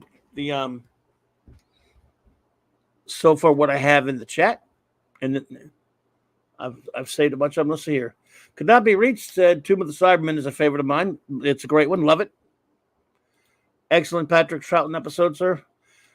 Max Redstone, I assume he's asking of Time Flight. Time Flight. I don't hate Time Flight like everybody else is, but it is weird. It has a lot of problems. I understand that. But a lot of people hate it. I don't know if you say that you hate it or what, though. Nemesis says Inferno, which is a great one. Genesis, it's it. Planet of the Spiders, Battlefield, and the Three Doctors. Yep. Genesis, Planet, the Spiders, and Three Doctors. Love them. Great ones, of course. Alejandro says The Demons, love it. The Sea Devils, love it. Three Doctors, I love it. Love Ark in Space. Robots of Death, Earthshock, The Five Doctors, 6 classic stories I've seen and love. Well, I love those all. I'm glad you enjoyed those as well. CC Karaoke says, Silence in the Library. Yes, that was also followed by Forest of the Dead, I believe. Great one, dude. And I love that one. Remember, 25 is a paltry number compared to how many stories they've had. Alejandro, The Power of the Daleks, The Evil of the Daleks, Day of the Daleks, Robot, and Vengeance on Varos are stories I've also seen and love. There you go. Excellent. I saw Power of the Daleks when they added the animated bit at the Fathom event at the movie theater. Wag says, not my top episodes, but some unappreciated stories are The Massacre, The Mind Robbers, The Ambassadors of Death, that's kind of a weird but good one. I need to watch that one again. It's been a while. That's a crazy episode, though. It's not too long ago I watched it, though. Hand of Fear is excellent. Eldrad Must Live. The Greatest Show in the Galaxy is weird. It's got a lot of crazy shite in it. But it does have Ace, so I love her. And the kind of when the Doctor defeats the gods of Ragnarok, as he calls them, was kind of funny. Ezra Goldstein says, my top 5 are 5, The Ark in Space. 4, The Three Doctors. 3, The Five Doctors, rather. 2, Planet of the Spiders. 1, Robot. Great stuff. I love Robot. CC Karaoke, Web of Fear, great one. The first appearance of Colonel Lethbridge Stewart. The Yeti in the London Underground. Alejandro says, anyone like Paradise Towers or Delta and the Bannerman? Haven't seen them yet, but they don't look unwatchable or bad like everyone seems to think. Well, I'd say if you have BritBox or whatever, make up your own mind, Alejandro. Personally, they're kind of tough to watch for me. I've watched them way, way back. Those two and Happiness Patrol are not very popular. I can't stand Delta and the Bannerman. Now, it's been a long time. I might try again just to see how much it pisses me off. Oh, boy, that's bad. I don't like it. And Paradise Towers, I couldn't get into either. I didn't like them much. But you know what? Hey, and Happiness Patrol was a little bit. That was later, those. Give it a shot. You never know. You might like them. There are episodes I like. Maybe I'll mention them later that I know everybody hates. I've got a few that I like that everybody hates. I got some very hated episodes. Revenge of the Cybermen says the Comic Relief Crusader. That's a great one. Let's see. Matthew Pounder, what's up, buddy? Thought it was wrong. I'm always wrong and mistaken, buddy. Revenge of the Cybermen. Let's see. The Robots of Death is basically Dune meets, and then there was it's basically Dune meets, and then there was none. I love Robots of Death. Chris Boucher was a great Blake Seven writer, and he wrote that one. It was a good one. Which I think he wrote that before Blake Seven, probably. A nice episode, but not top 10, was Return of Dr. Mysterio. Second, I didn't like it.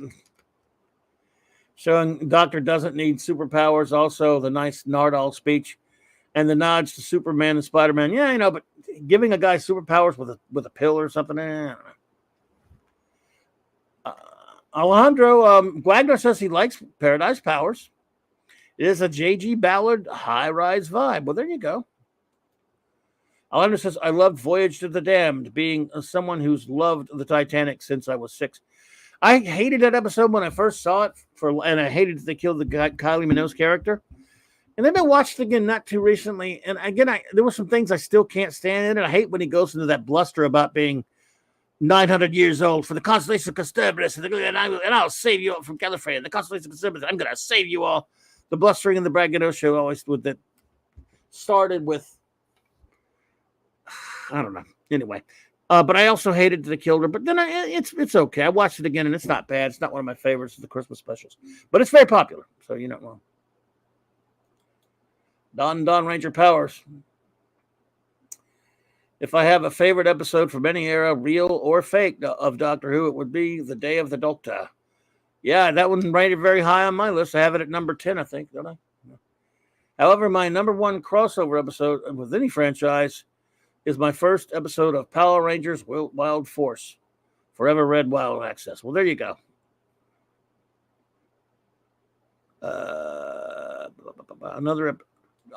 Fanti said another episode that showed tenacity of the Doctor was Heaven Sent. I couldn't stand it. $1 billion years just to solve a problem. There's no quitting the Doctor. He kept punching on that thing. I hate that one. A lot of people like that. I hate that whole era. Oh, so it's putrid. I mean, not as bad as Jodie Garbage, but I'm just saying I didn't like it. Let's see.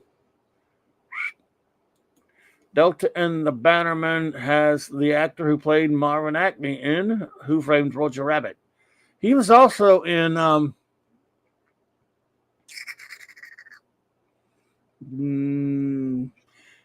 can't remember. He was in a William Hartnell or a Patrick Troughton episode that I watched recently as well. That actor. I know you're talking about. He was a British actor, believe it or not. Today all marks 6 decades since the assassination. Yep, today that's true. It's been 60 years. It's the 60th anniversary of the assassination of John F. Kennedy in Dallas. That's correct. Okay. Comic Relief Center says Stones of Blood. That's a Key to Time episode, isn't it? You just like Mary Tam, dude. Alejandro says a flaw of the Happiness Patrol is not having the Candyman sing the Sammy Davis Jr. song. Yeah, they should have. They're probably too cheap to pay for the rights, but yeah. Let's see. Who can take the sunrise and make a crappy sode?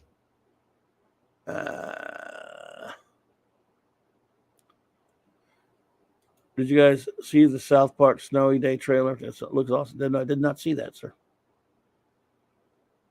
Anything directed by Douglas Camfield? What are some examples, Matthew? I'm bad with directors. I just know writers usually. Ezra says, both Paradise Towers and Delta and the Bannerman are not the greatest Doctor Who episodes. Yeah, they're not. Boy, are they not. Jeez. Ravenscroft, hello there. Good to see you. Welcome. No, that was another Roger Rabbit actor who was in A Hartnell Story, R.K. Maroon. Oh, yeah, you're right. That was R.K. Maroon, not Marvin Acme. Sorry. Boom. You got me. That's right. Thank you. But I saw that one recently. I can't remember that episode. What episode it was now, the Hartnell one. I was flipping them. I mean, just like the other day. But watch them anyway, Alejandro. Yeah, watch them anyway, Alejandro. If you got nothing better to do now, you might like them, you might not. Terror of the Zygon, Seeds of Doom, great ones. Okay. It's a fair cop, but society is to blame. Power of the Daleks was directed by Camfield. See, I don't know. Not just because of the missing episode of the first part and all that stuff. We'll never get to see a Patrick Troughton. The animated. I don't know. That story kind of, I don't know. I saw Power of the Daleks at the theater at a Fathom event when they brought it back. So was Inferno. Okay.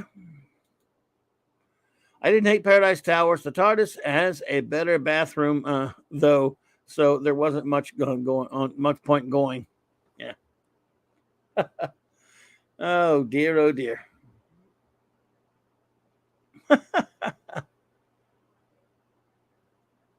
Ah, Belinda Maine as Delta. Ooh la la. There you go. I haven't watched. I've been trying to make myself watch that episode again for a long time. I just haven't done it yet.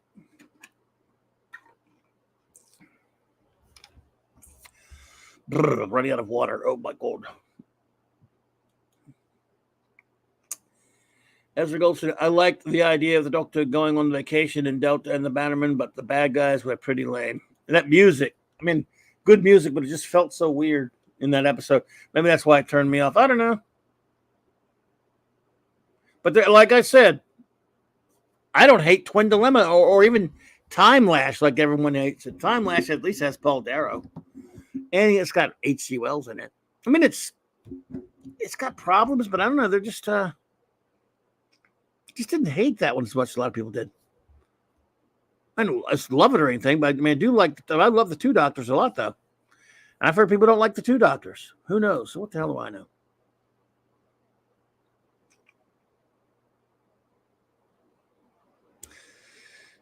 So what can you do?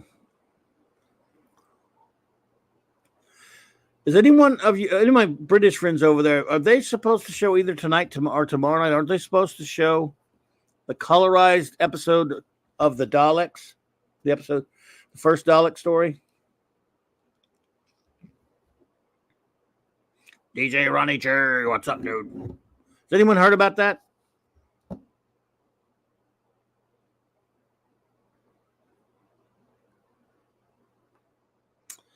Yeah. Speaking so you're a Cowboys and Seahawks fan, Don. How can you have two? Don, how do you have two teams, buddy? That's not right, man. You could only have one team, man. You could like other teams, I guess, but dude, you got to pick one. Salty Traveling, what's up? Oh, you can ask. Hey, good to see you, buddy. How you doing, man? I just heard something about that they're colorizing it, and I usually don't like colorizing, but I think they yeah, the Packers are playing the Lions in the morning, Joe Dog. Yeah.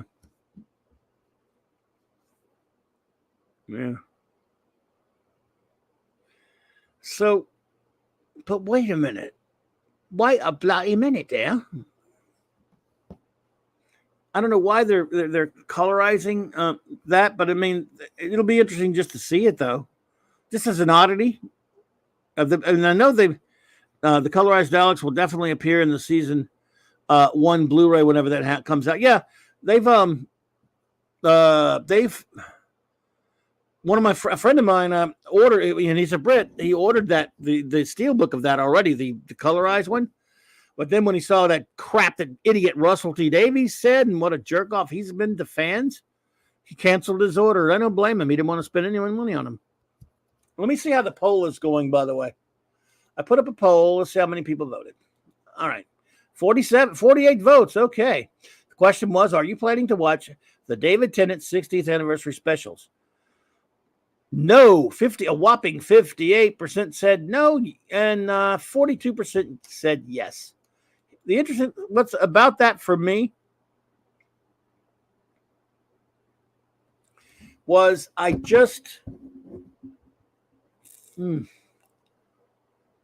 still want to watch it. I can't stand Russell T Davies. I don't think I'll watch his new crap. But it's still David Tennant, and I hear it's not that good. I saw a review. Someone on the BBC didn't like it. I don't know if I'm going to get it right straight away either, or how long it's going to take before we get it.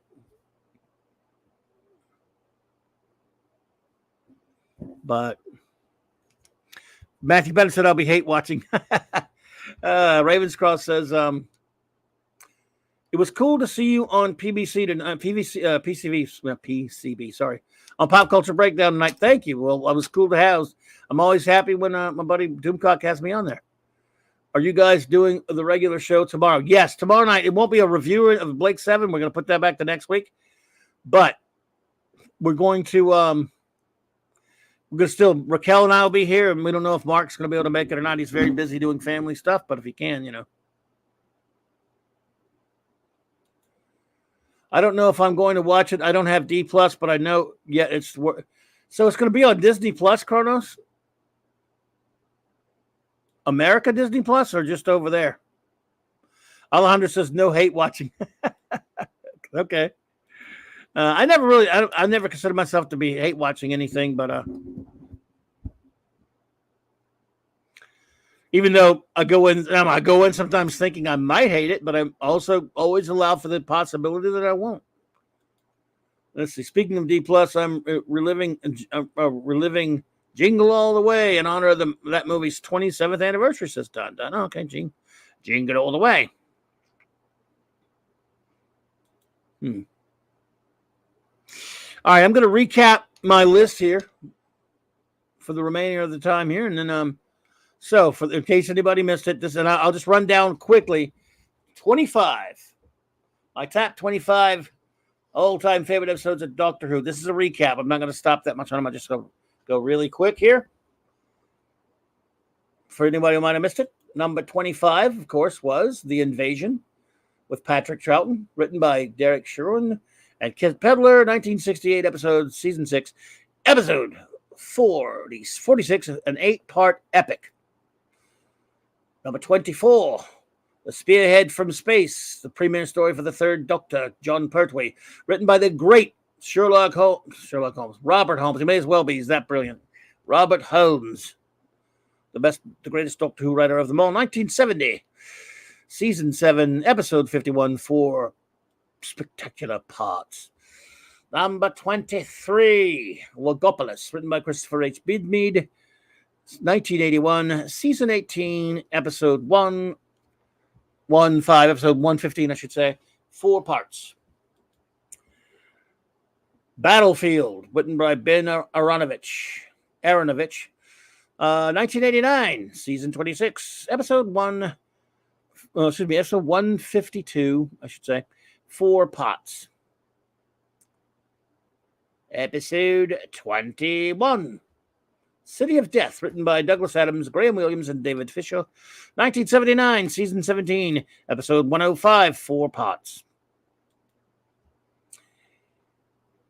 Number 20, The Empty Child / The Doctor Dances, written by Stephen Moffat, 2005, season 27, episode 164A and 164B, 2 parts, in other words. Castrovalva, the premiere of the 5th Doctor, Peter Davison, written by Christopher H. Bidmead, the writer of Logopolis, 1982, season 19, episode 116, 4 parts. 4 episodes, 4 segments, or whatever. 4 serials. Number 18, Let the talons of wing training shred your flesh, written by the master of Doctor Who, the greatest Doctor Who writer of them all, Robert Holmes. 1977, season 14, episode 91, 6 amazing parts of the Doctor's Sherlock Holmes brilliance. And that pig-brained, pig-faced homunculus. Remember him? Love it. Number 17, Genesis of the Daleks, written by Terry Nation, 1975, season 12, episode 78, 6 parts. The real Davros, that's what he is, that's what he always will be. Suck it, RTD. No, I'm not going to, I was going to finish that comment with something. Don't suck it, even better. Just go, you're idiot. Just shut up, RTD, just shut up. Number 16. Let's see if anyone's popped. Oh, Salty. Number 16. Father's Day. Written by Paul Cornell. 2005, season 27, episode 163. One segment, 1 part, of course. Let's see up in here. Number 15. Blink. Don't blink. Blink and you're dead. Written by Stephen Moffat. 2007, season 29, episode 186, 1 segment, 1 part. Number 14, The Silver Nemesis, 25th anniversary time. Written by Kevin Clark, 1988, season 25, episode 150, 3 parts. Oh, that's 14? Yes.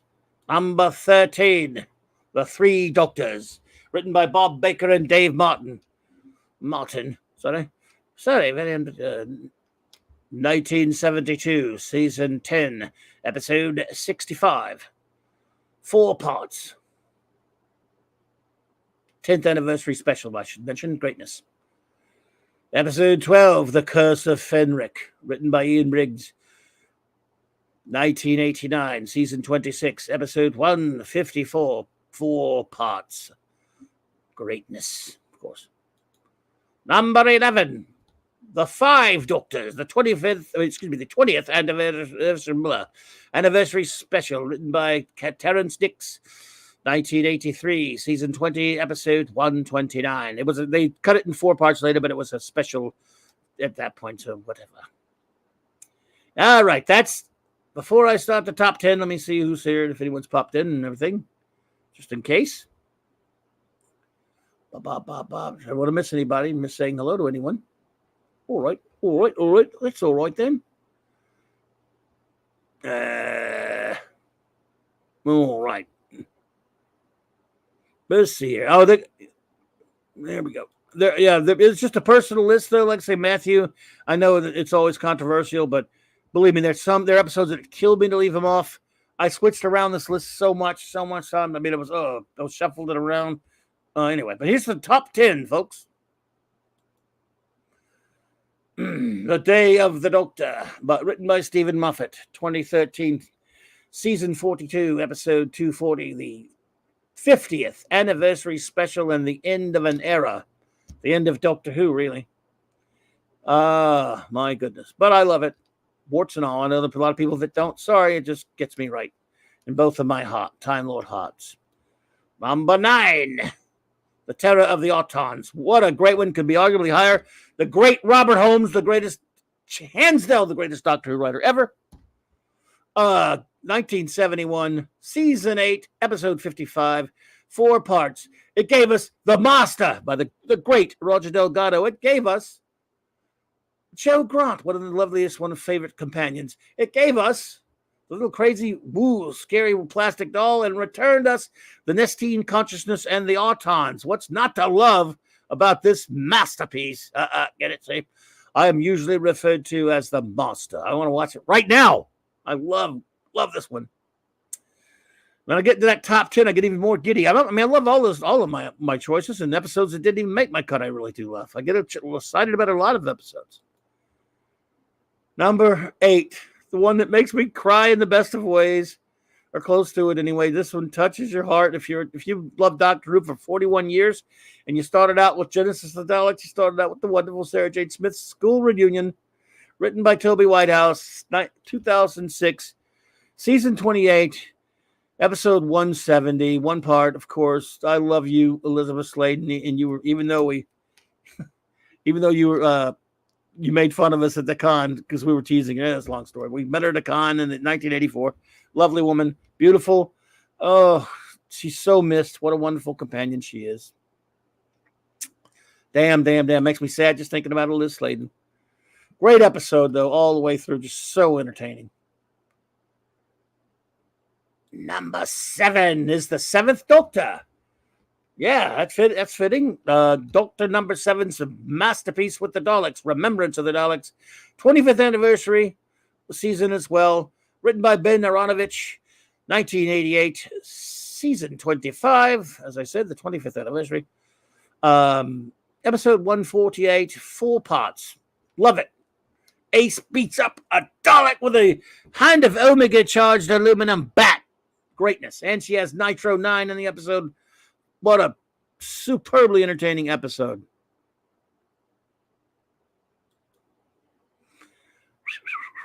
Number 6, you are number 6. The Deadly Assassin. If he's an assassin, he better be deadly, right? Written again by the master of the Master. He's usually referred to as the Master because he's the greatest Doctor Who writer of them all. The great Robert Holmes. 1976, season 14, episode 88, 4 parts. The magnificent performance by Tom Baker. Astonishing. Peter Pratt as the Skeletal Master. The return, the first adventure on Gallifrey, The first time the Doctor's on an adventure without a companion. To so many firsts. What a terrific, brilliant story. And screw you again, Russell Davies. Anyway. I'm back on Remembrance. Yes, that's Davros. Screw you, RTD. Okay, number 6. Number 5, The Pyramids of Mars. It has a title this time. Love it. Plaything of Sutek. Mummies. Must have been a nasty accident. I'm not a human. I'm a Time Lord. I walk in eternity, says the Doctor. Written by Stephen Harris, Louis Greifer, and Robert Holmes. Again, the great Robert Holmes. 1975. Season 13. Episode 82, 4 parts. Take a break. Check the. That's. Anybody else popped in? Sorry, when my eyes are off the screen when I'm doing that. Sorry. Number 4. Fourth Doctor is number 4. It kind of works. The Pirate Planet, written by sadly late, great, but always great, Douglas Adams. 1978, season 16, episode 99, 4 parts. Love it. Affirmative Master, Moons of Madness. What a great, hilarious episode and a brilliant story on top of the hilarity. And K9 battles with a robot parrot and kicks his ass. Yeah, baby. K9 kicks ass. Love it. All righty. Number 3. Mordrin Undead, written by Peter Grimwade, 1983, season 20, episode 125, 4 parts. The beginning of the Black Guardian saga, but that's the least of it. How the greatness of this episode, in my opinion, the return of the Brigadier, 2 Brigadiers for the price of 1. A brilliant story, but wonderfully played in, of course, by the great Peter Davison. A fun, fast-moving episode that never quits. I just adore it. I know I'm probably alone on that one. I don't know, but I've watched it so many damn times. Number 2, The 11th Hour. The transcending mere Doctor Who, in a sense. Bringing in a young Doctor and selling him so perfectly. The great Matt Smith performance. He never made a better, but he never had a better story, in my opinion, as great as he was. This one, I mean, it's like all of Moffat's writing of talent was just poured into this episode to make a beautiful fairy tale about, what gets more beautiful than the whole thing about the innocence of the little girl. Later, sure, us guys who love the hot, amazing Karen Gillan, that's one thing. But the Doctor meets her as a little girl, and she'll always be that to him. And that's just, as a father, that's very touching. I mean, leaving real world stuff about how hot we all think Karen Gillan is, the beauty and the brilliance of this story, this fairy tale cannot be even. I mean, I just adore it so much. And I can watch it over and over again. It makes me feel it's beautifully scored by Murray Gold. Just absolutely terrific. Pat S., what's up, buddy? And finally, number 1, as you all know, The Caves of Androzani, the least Doctor Who-like episode, except for maybe Blink, that you'll ever see. But still a brilliant and sad goodbye to the great Peter Davison, the extraordinary characters like Cyrus Jeck. One of my favorite regeneration scenes of them all. Just has everything, the crazy drama, Tra Morgus, and all this other stuff. Just an amazing piece of drama written by the great Robert Holmes, the best Doctor Who writer of them all. 1984, season 21, episode 135, 4 parts of greatness. That's my number 1, but some of them could have been flopped with a couple of others, but that's, when you make the list, you make that commitment. No one ever has to make the list. You don't have to choose between your favorite episodes of Doctor Who. I just like to do that as a conversation piece, Pat S., what's up, buddy? Hey, 15-minute break from cooking, man. Send me some turkey. I got nothing tomorrow. I want some turkey. Send me some turkey, dude. I'm going to have to eat some Chinese food tomorrow if they're open. All right, buddy. So, yeah. Chris Persia. Just heading out. Hey, buddy, thank you so much for being here. We're not too far behind you. We're almost done. But I want to thank you for hanging with me, man. It's good to see you, bro. Thank you all for being here with us tonight. Oh yeah. Well, there you go. Where are we at? Oh, so I think look, it's the 60th anniversary of Doctor Who. I'm gonna close out the poll right now and see where we're at. We got 50 votes. All right.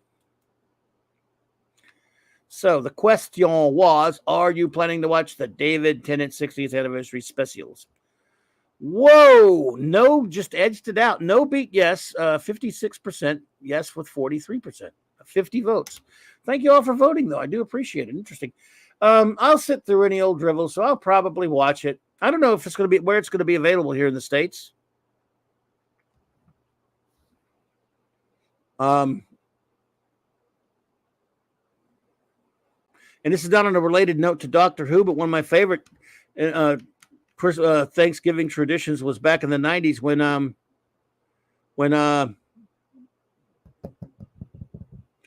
MST3K used to have Turkey Day. They still have it on the Shout Factory, but MST3K, the new one's garbage. They still the old stuff, though.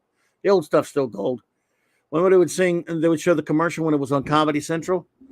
We gather together to watch cheesy movies on Comedy Central each Thanksgiving Day on Mystery Science Theater 3000. It's 30 straight hours, and it's called Turkey Day. Maybe after watching football all day, I'll watch some MST3K. But before that, I'll probably watch some Doctor Who. Tomorrow is the official anniversary of the 60th. That's true. Riff Tracks is the real MST3K now, but they've also bent the knee. Bill Corbett's a bag of garbage, and I think they even made Mike Nelson bite it. So, yeah. Chris says, can watch it on iPlayer. It's easy to set up an account. You merely have to say you live in the UK. Wink, wink. I'll try to figure that out. Is it going to be on Disney or just Disney over there and not Disney Plus here? Because I have access to that.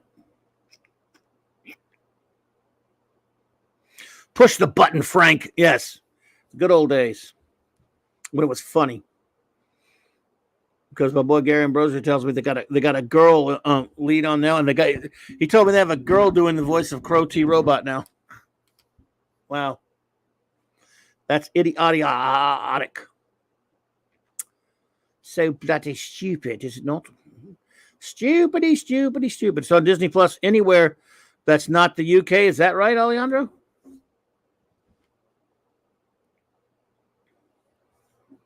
No kidding. And it starts Saturday, though, right? Blue DL.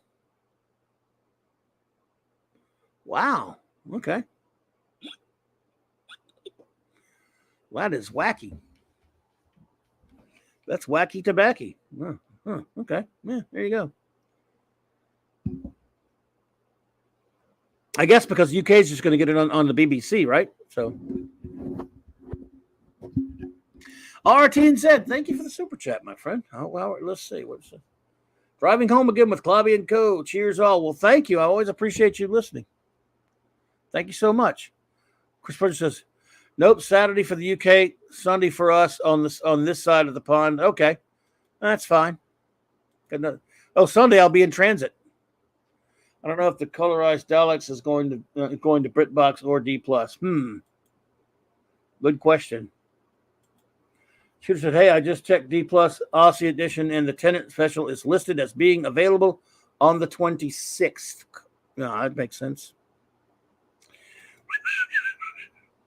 Now, I don't know if I'll be here next Wednesday night or not. No, in fact, I won't be here next Wednesday. That's a fact, because I'll be driving home. I'm going on a trip, leaving on a trip early Sunday morning and coming back that Wednesday. So I'm not even sure I'm going to be able to do a Monday show. I hate to do it, but I'm probably not going to be able to do Monday or Wednesday. But I'll be back in time to do the show this following Thursday, a week from tomorrow. We're going to do the show tomorrow night, of course, and Thursday and Saturday night. I'm going to be here. So, yeah, I haven't been, and it's not much of a vacation, so I have to take what I can get. And I can't really do vacations so much anymore, unfortunately, the way things are lately, job status and that kind of stuff. But, going to get to go on a little trip, and it's going to be cool to Florida. Oh no, we'll be here for Star Trek. We'll be here tomorrow night for the clubhouse. It'll be a Thanksgiving night show for the clubhouse. Raquel and I will be here for sure. And we won't have any reviews, but we'll be here. And then I was thinking about trying to do the show Monday night from a hotel. I might do it. I don't know. I'm trying to figure it out. And thanks, Don. I appreciate that, buddy. I don't know. I want to. I'm going to schedule it for Monday night and try to do that. Now, Wednesday I can't. I'll be driving. I could almost do it while I'm driving, actually, but, Oh, I'm going to hit me some comic shops now. Not that I can afford anything, but I'm going to go. I just like to go see stuff that they have there. So I'm going to hit me some comic shops and some bookstores and stuff like that. So, yeah, that'll be fun. Yeah. Yeah, I'm not really having a Thanksgiving this year. Everybody's gone, but at least I get the trip that I'll be going on. I missed it. This will be the first year without turkey for me. It bums me out, but I'm gonna go see if I can find some Chinese food open or whatever. But it'll be the first year of my life without turkey on Thanksgiving. That's gonna be weird. Unless I eat some sandwich turkey. That's different. But hopefully, I'll go hang out at some comic shops. Yeah, do a live show from a comic shop. Right, there you go.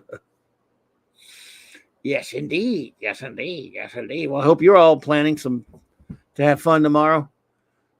At least there'll be football on all day.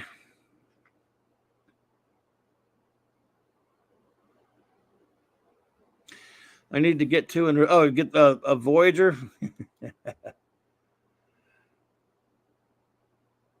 Yeah, I'm with you, Shooter. I haven't touched the episodes yet either for Saturday night, but we'll do them. I'm not going to touch them tonight. I'm not going to touch them tomorrow because I want to just watch. I want to watch some. I'm going to go watch some Doctor Who or something later tonight. That's the anniversary, And I'm going to watch some football tomorrow, and of course, watch some Doctor Who, maybe some specials or whatever. Some of the old stuff. So obviously the good stuff, and then. But Friday, I'm going to read comics all day because we got comics to review on Nick's channel. But I will get the episodes in there. Oh, boy. That's sad, isn't it? There you go, Alejandro. I'll be wearing a Doctor Who shirt to my aunt's Thanksgiving lunch. That works. Try to do for Monday if you can. I'm going to try. And I will do it somehow. That's right. Not a holiday in Canada. I forgot that. So you'll be aware. Oh, okay, that's right. You guys you did your Thanksgiving thingy. That's right. I remember now. Yeah. Understoodable. I'm reading you on FM, buddy. Oh man. Well, this has been a lot of fun, though. You've all been fantastic. It's been great hanging out. I don't want to leave. I'm going to say like this 10th. How do I want to go?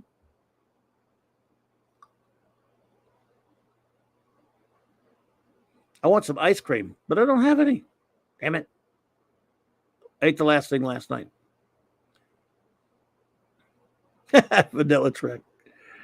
When did watching Star Trek become a chore? Yeah, well, at least it's not the filth. It's just not as good.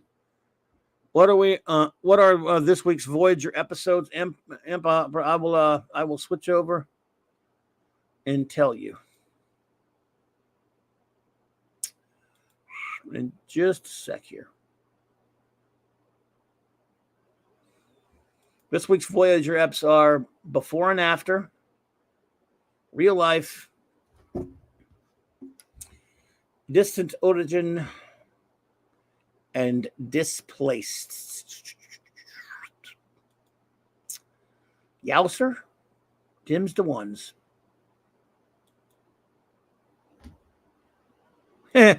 Voyager's least fun they watch. Oh boy!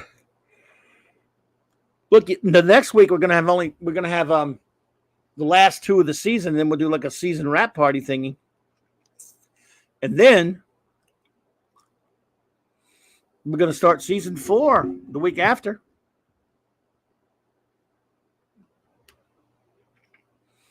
Seven of 9 is not far away, babies. 7 of 9 is right around the corner.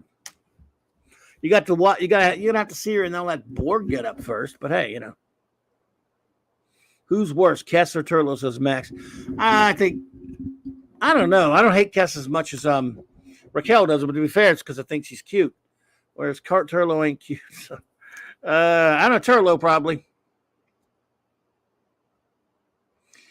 The top worst 26 episodes of season 3, says Quay. Oh my goodness. It's gonna be a chore to pick best ones or worst ones, huh?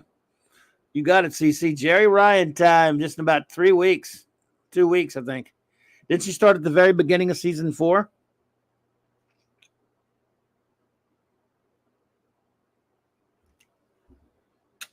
I does believe that be's the case. So yeah.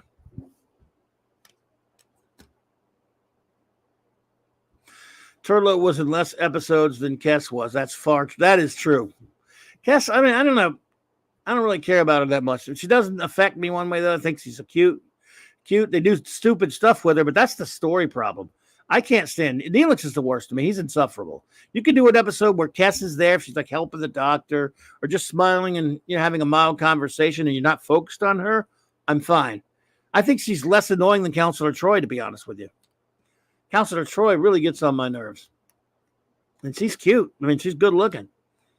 So, end of season 3, Scorpion. I think part 1. Okay.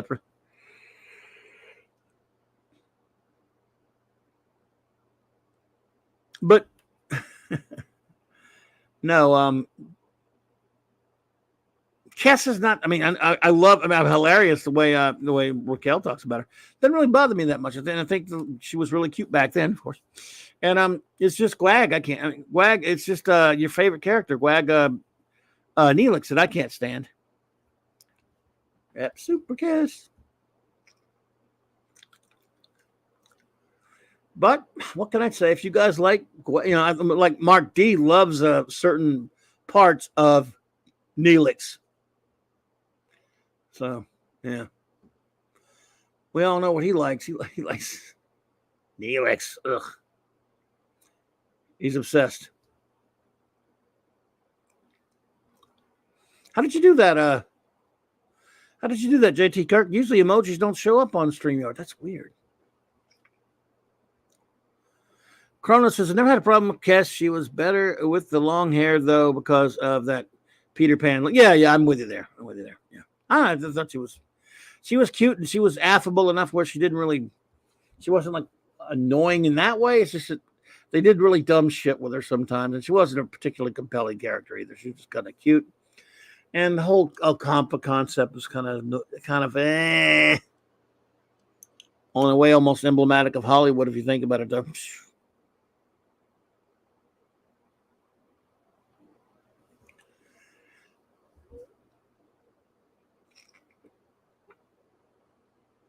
Neelix was the worst, followed by Harry. You didn't like Harry either, huh? Yeah.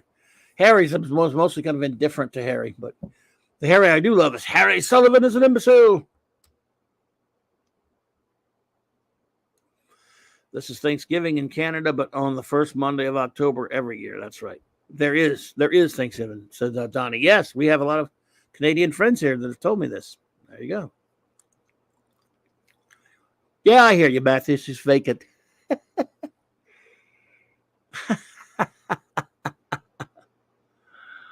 Oh, shite. Yeah, I miss Harry Sullivan. I have his book, Harry Sullivan's War. Do you have that one, Max? Did you make the rocks fall, Harry? Oh, yes, I suppose I did do that, yes. Harry Sullivan is an imbecile! Hollywood with regards to Kess. See, we made it okay to want to. I can't even finish that sentence, Shooter, but yeah. I mean, kind of, sort of, buddy. Kind of, sort of. But what you gonna do? Did you make the rocks fall, Harry? I have that book, but it's funny. It's weird how that one got rescued, Max, because I don't have any of my old Target novelizations anymore, except for that one, I think, and maybe a few others.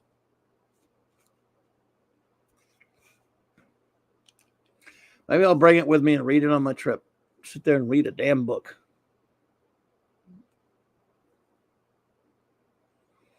sit there and read stuff. And I like to read on my phone, Kindle app and all that stuff. But damn it, I might just take actual books and comics.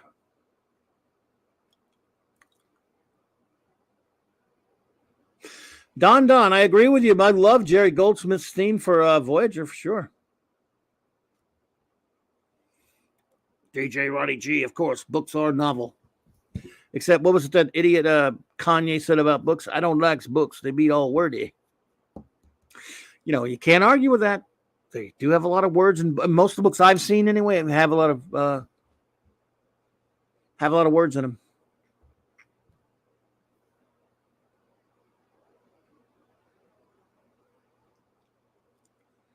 In fact, I wouldn't buy a book that didn't have words in it. And that's just me. I mean, look, everyone's different. I'm not judging you if you do. But I personally wouldn't buy a book without words in it.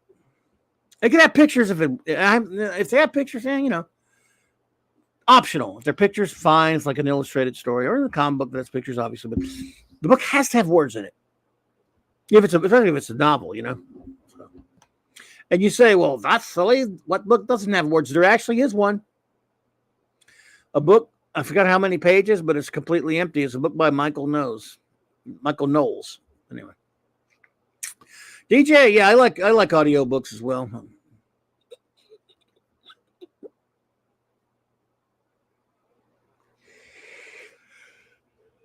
RR did not like Torres. Wow. Alejandro says, you own any nonfiction Doctor Who books? Yes, I have a few.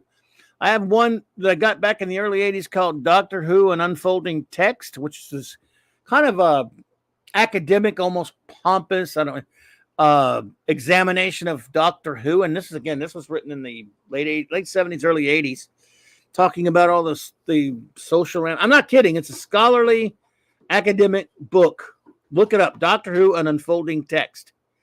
That is, at the time when I got it, when I was 18 years old, Doctor Who fan or whatever I was like, it was a book about Doctor Who, so of course I was going to buy it.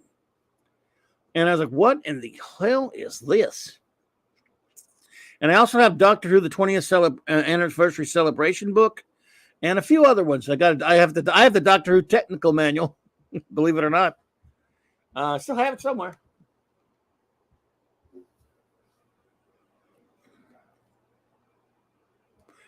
Any of you ever get that book, by the way, Doctor Who, An Unfolding Text? I'm gonna see if let's see if I can show a picture of that. That's a crazy. All right. Let's see here. Doctor Who.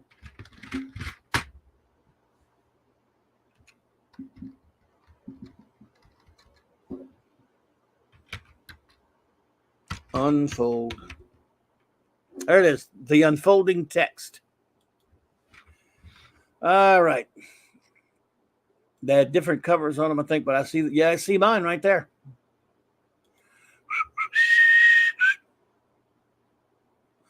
Have any Doctor Who About Time books? I don't think so. So tell me if any of you ever bought this book. I bought it in 1982.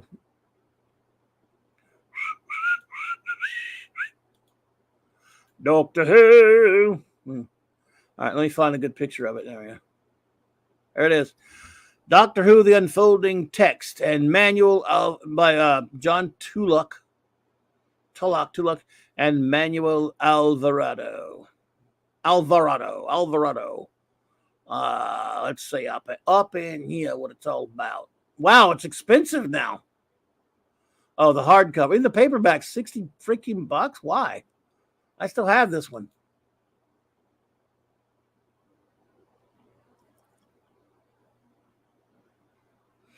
DJ Ron D says, my older brother was born in 82. I was running a comic shop in 82. Not my own yet. I didn't buy my own yet, of course. I was 18. So, yeah. Doctor Who, An Unfolding Text.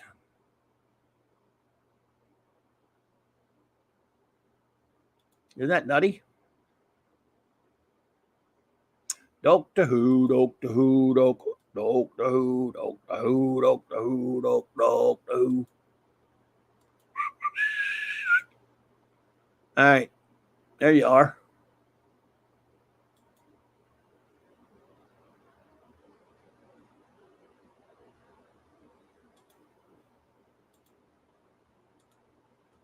Crap.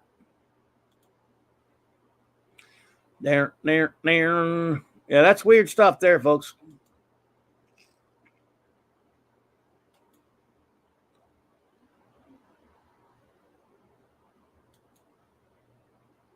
Yeah. All right.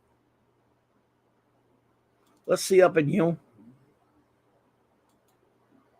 All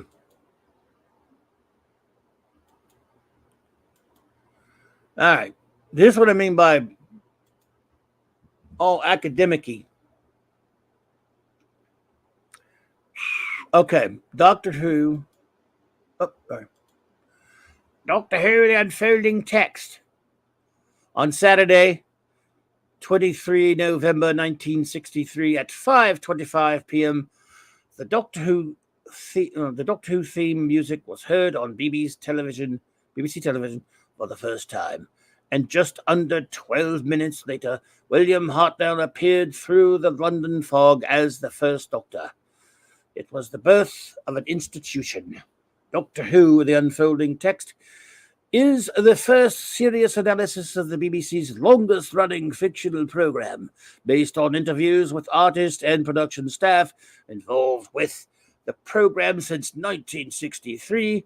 It investigates how industrial, institutional, narrative, professional, and other forces originally existing outside Doctor Who have operated to shape the series.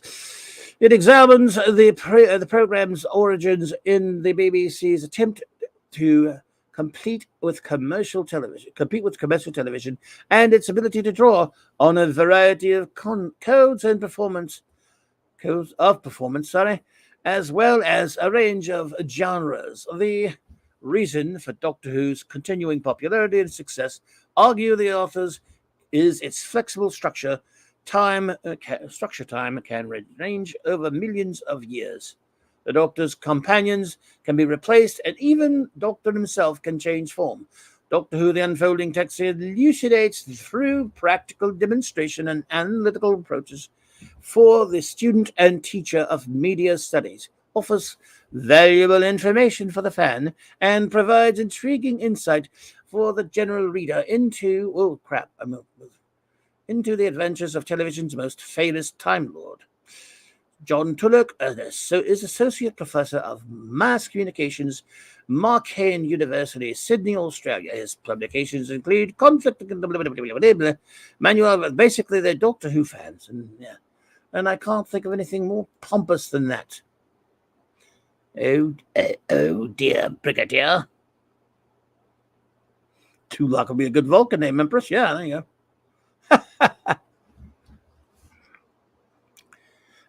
I wonder if they'd still have written that book today, says it. Nah, I'm going to say probably not. Hardcover. It says it came out in January of 1983. That may have been when I got it. Okay. That could be close. That could be right. And they have a different cover on that one there. Also expensive. Here's one. Look, Doctor Who and Philosophy.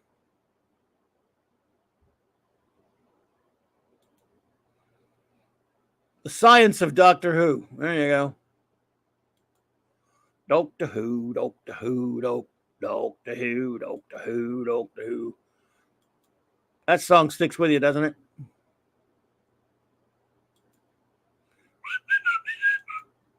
Doctor Who, Doctor Who. Let's see. All right, there you go. The Science of the unofficial guide, The Science of Doctor Who.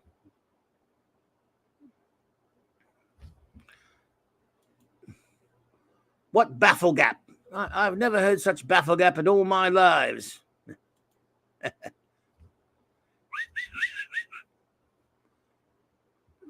That book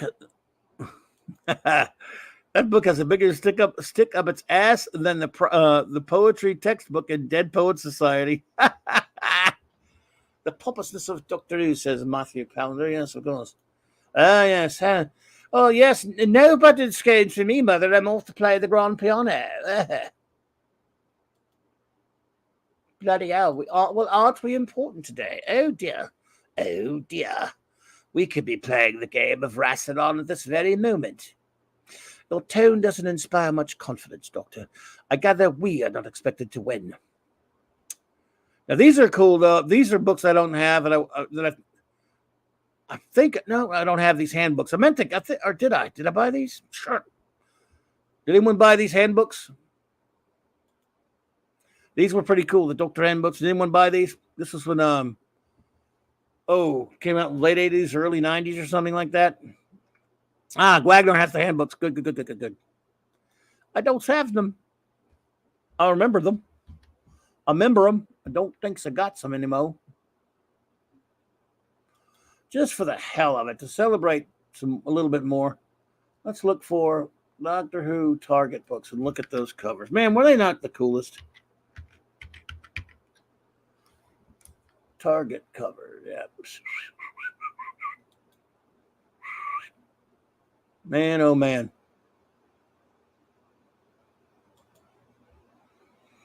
Those were the best. Ezra says, Raquel would love it if she ever watched. I don't know. I'm not so sure if I can predict that. I can't. I've learned enough about her now to know to pretty much predict. And it's possible. It's actually possible, but she's more into science fiction, and she might say it's more science fantasy. I mean, it does, it's not like, I would say Star Trek has devotion to science. The best Star Trek has, at least tries to pay some fidelity to it and tries to be it. But it doesn't always achieve it. And of course, a lot of the crappy ones. I don't know. Ezra, it would be wonderful to have her on board as a fan, but I don't like recommending it to anyone. It's intimidating for people too. It's like a rabbit hole because, you never know.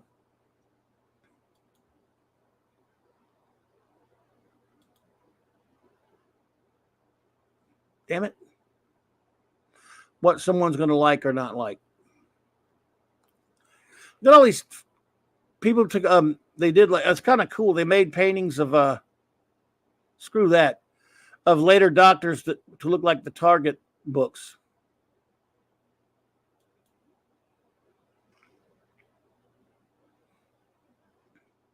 The Chris Achilleos covers are just the best.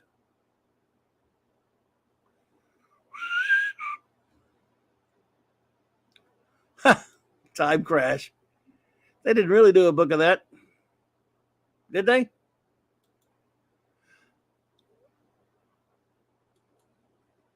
I have the handbooks, but there is Thunder Bay and storage boxes. Oh, they're in Thunder Bay. I got you.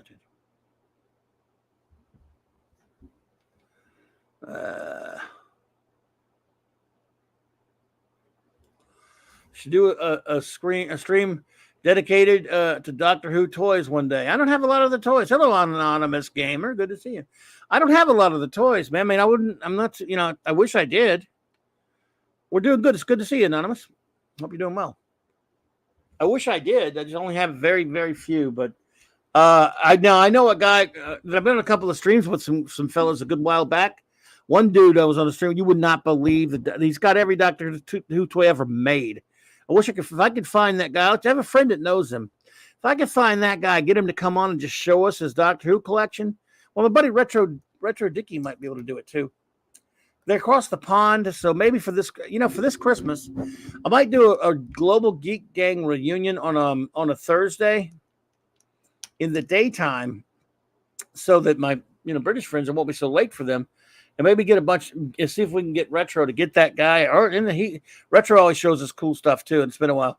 Ian, yes, Ian, that's right. Ian the Doctor, that guy, Ian, that's exactly right. I can't remember his last name. I know he goes on with Noel all the time. Or he used to go on with Noel, I think. I think Noel still knows him well. That guy, man, I was been on with him a couple of times. The toys that dude has, it's incredible. Just amazing stuff. Beautiful collection. Was there really a book of Time Crash? I call bullshit. Is this made up? Isn't he Irish? I don't really know Alejandro if he's Irish or not.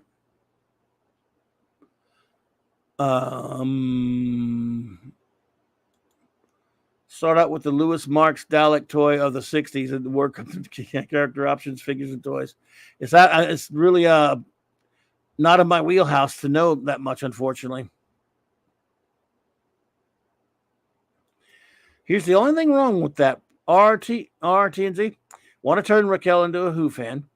I got 3 words for you. City of Death. Now, that might work, but she won't watch. She doesn't want to watch anything. If she wants to go anytime, if she does start a series, just like every year when she goes back to watch Star Trek over again, she starts from the beginning. She just can't dive in anywhere.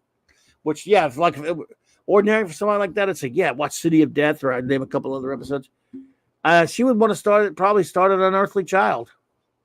Now, because she's not like a lot of people who just get bored and just leave it at that, she has the patience to watch stuff like that. And, and she doesn't mind the low budget and stuff. So she might get into the first episode of Unearthly Child is pretty good. It's just 3 parts of the caveman crap are tough, man. I'm sorry, dude. It just them just sitting around in the stupid cave for 3 friggin' episodes. The doctor acting like an a-hole. I don't understand. Look, you know how much I love the show. When I finally got to see Unearthly Child, I was so happy to see the first part, and I still like the first part of it. But those parts 2, 3, and 4, man,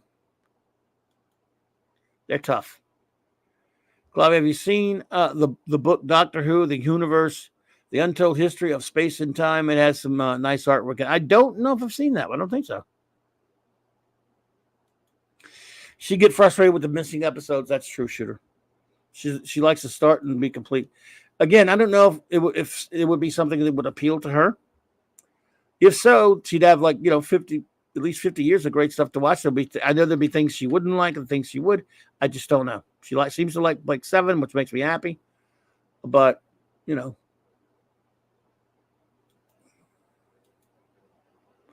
I remember getting this book right here, the 10th Planet novelization. I was so excited. I took that home and read that the first day I got it.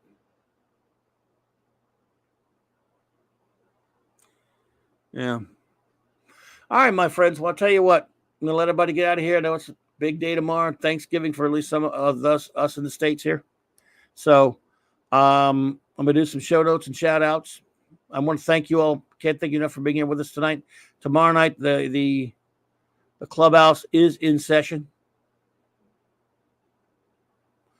Raquel is going to be joining me. We're not doing any reviews yet. We're going to do the reviews next week. But Raquel's joining me, of course. And Mark might stop by if he can. If not, no biggie. But if he stops by, we hope he says stop by to say hello. But he's got Thanksgiving stuff going on naturally. It's the big turkey day, turkey coma, that sort of thing, as he says. But we'll be here tomorrow night, usual time, same Clobby time, same Clobby channel, IBM Central. If you want to come hang out with us, we would love to have you. Then Friday night, there won't be any Fourth World Review on J-Man's channel, but what will happen is, I think rather 8:30, it might be 9 instead, though, the Comic Shop Talk, Nick Fleiser's Comic Shop Talk. And we're going to be reviewing the Fantastic Four Sphinx saga by Marv Wolfman and various other artists, including John Byrne and Joe Sinnott inking all the way through. So with a bunch of us, I think Andy's going to join us. Andy Masterson's going to join us for that. Then this Saturday night Star Trek. Again, 4 more episodes of Star Trek Voyager reviewed. Episodes before and after, real life, distant origin, and displaced. And then back at Mark's channel on Sunday night. Now, I won't be in town, so I don't know if I'm going to be able to join him, but I'm going to try. But either way, he will have the geekery going on. And so that will be pretty cool. And that's 10 p.m. Eastern. And he's probably going to have some eatery, too. So, yeah. So, there you go. And then Monday, I don't know if I'm going to schedule a show or not. I'll figure that out. I might schedule one, but I may have to not do. I don't know, man. It's tough. It depends on what kind of service I have. I hate to do the show from my phone. I don't have a laptop, But anyway, And next Wednesday night, no show, but then I'll be back to follow the Thursday right after it. So, all right. Thank you all so much for being out here. Our great wrenches, the great Eric K., the great Chris Persia, the extraordinary D. Bud Martin, Lord Thoth, Evan the Son of Legion, the great J Man, Maddie's Daddy, Kal-El, Fandy Outsidey, Maximum Redstone, and Hungry Boy. And let me see. All of you join me tonight. I'm going to wish a fantastic Thanksgiving to you, Empress NM, Shooter, Ezra Goldstein, Shalom, Don, Ranger Powers, Anonymous Gamer, Alejandro Flores Zabora. Thank you, Zabora. Thank you so much for being here. Appreciate you. Guagnar. Let's see. DJ Ronnie G. Matthew Pounder.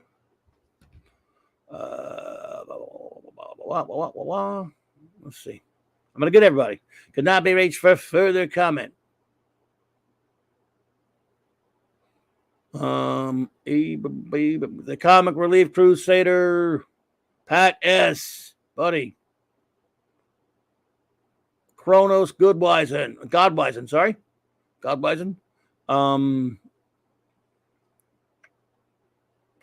CC Karaoke. CC, good to see you, buddy.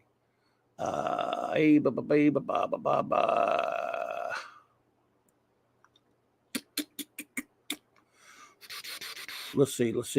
RRTNZ. Thank you so much.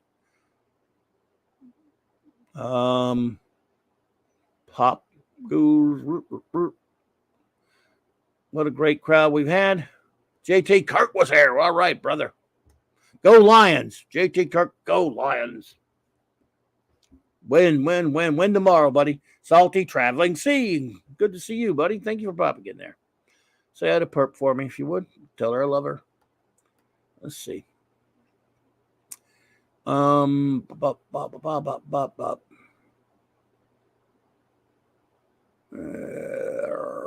Ravenscroft, hey there. Thank you for being here tonight. Joe Dog. I always think I got everybody, always know that if somebody else pops up. That's why I go all the way to the back of the friggin' chat. Yes, indeed. Doctor Who. I have to have something to fill the airways while I'm doing this nonsense. I know it's riveting radio, isn't it? Yeah. Riveting radio. Riveting. Not riveting. Oh, dear. Oh, dear. Brigadier, I think our past is catching up with us. Or maybe it's our future. Come on, run. Minimus was here. Adrian James was here. Simply Steve, yay. All right. Thank you for being a friend in the chat. Doc Fortune, what's up, Doc? Yeah, what's up, Doc? Ain't I a stinker?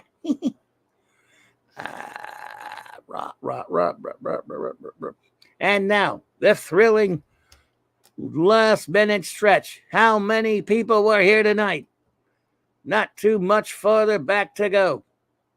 The great dead man walking.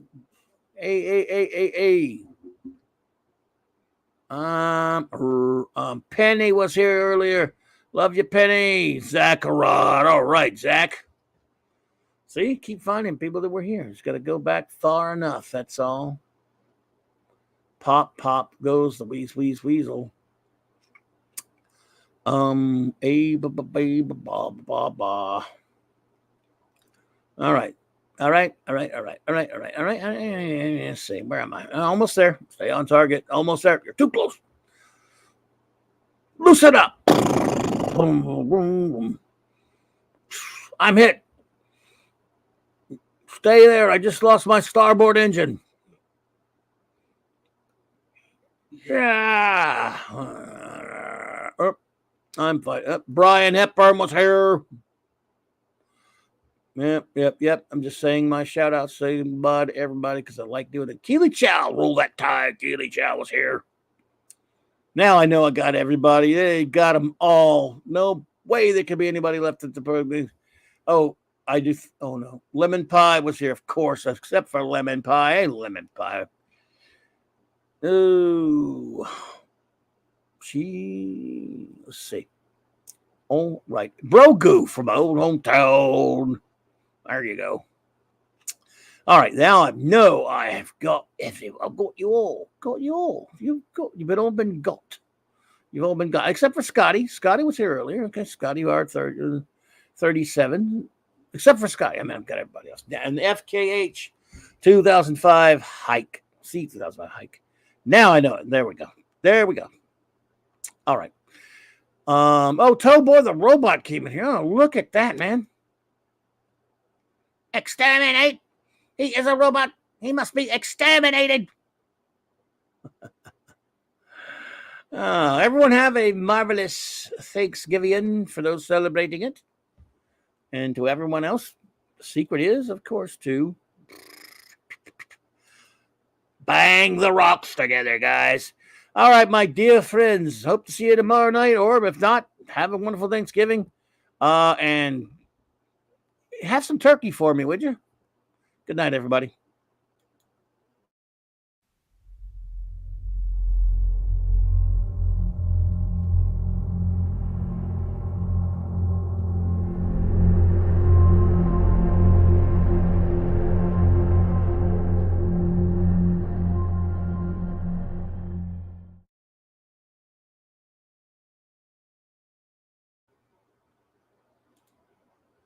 I just love clobbering time.